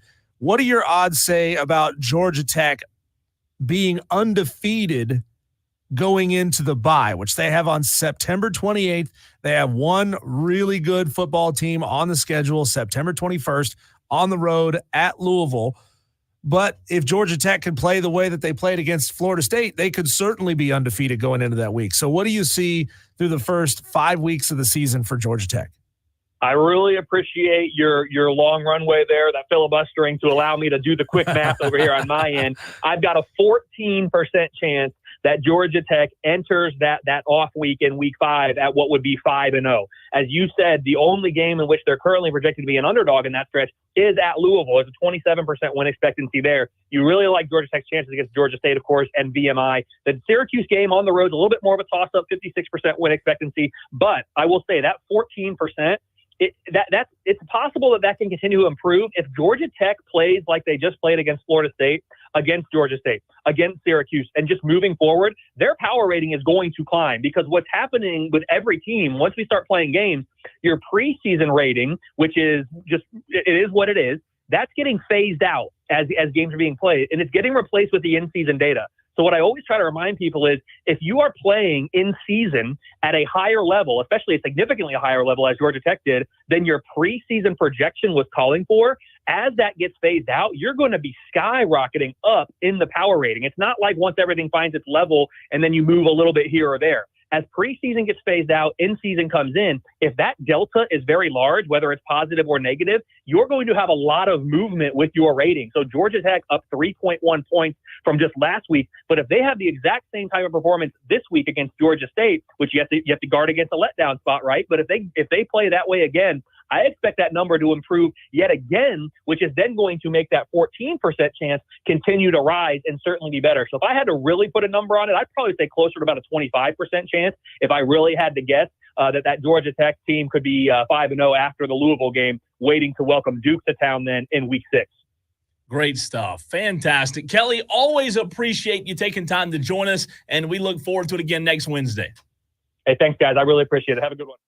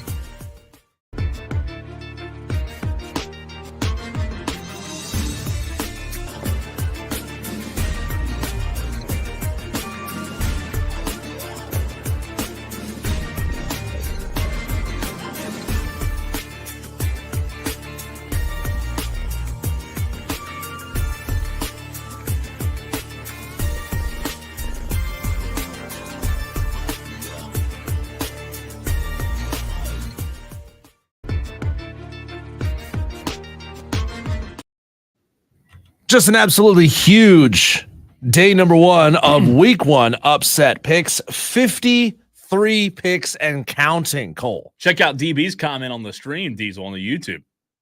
DB says, look at that. We have 92 players already in just 2 weeks of games. That's the most ever by a long shot.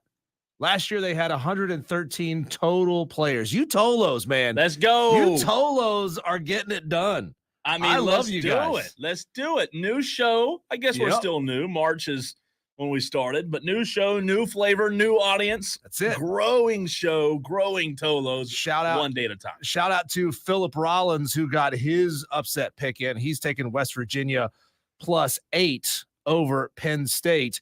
So Philip is the Tolo that was having a little issue with picking Montana State. He correctly called the game last week. He believed that Montana State was going to beat New Mexico. The problem is New Mexico was the betting underdog, and he needed New Mexico to outright upset Montana State to get points in the game. But Philip got his picks in. Everybody remember we screenshot the spreads as of 3 p.m. on Wednesdays.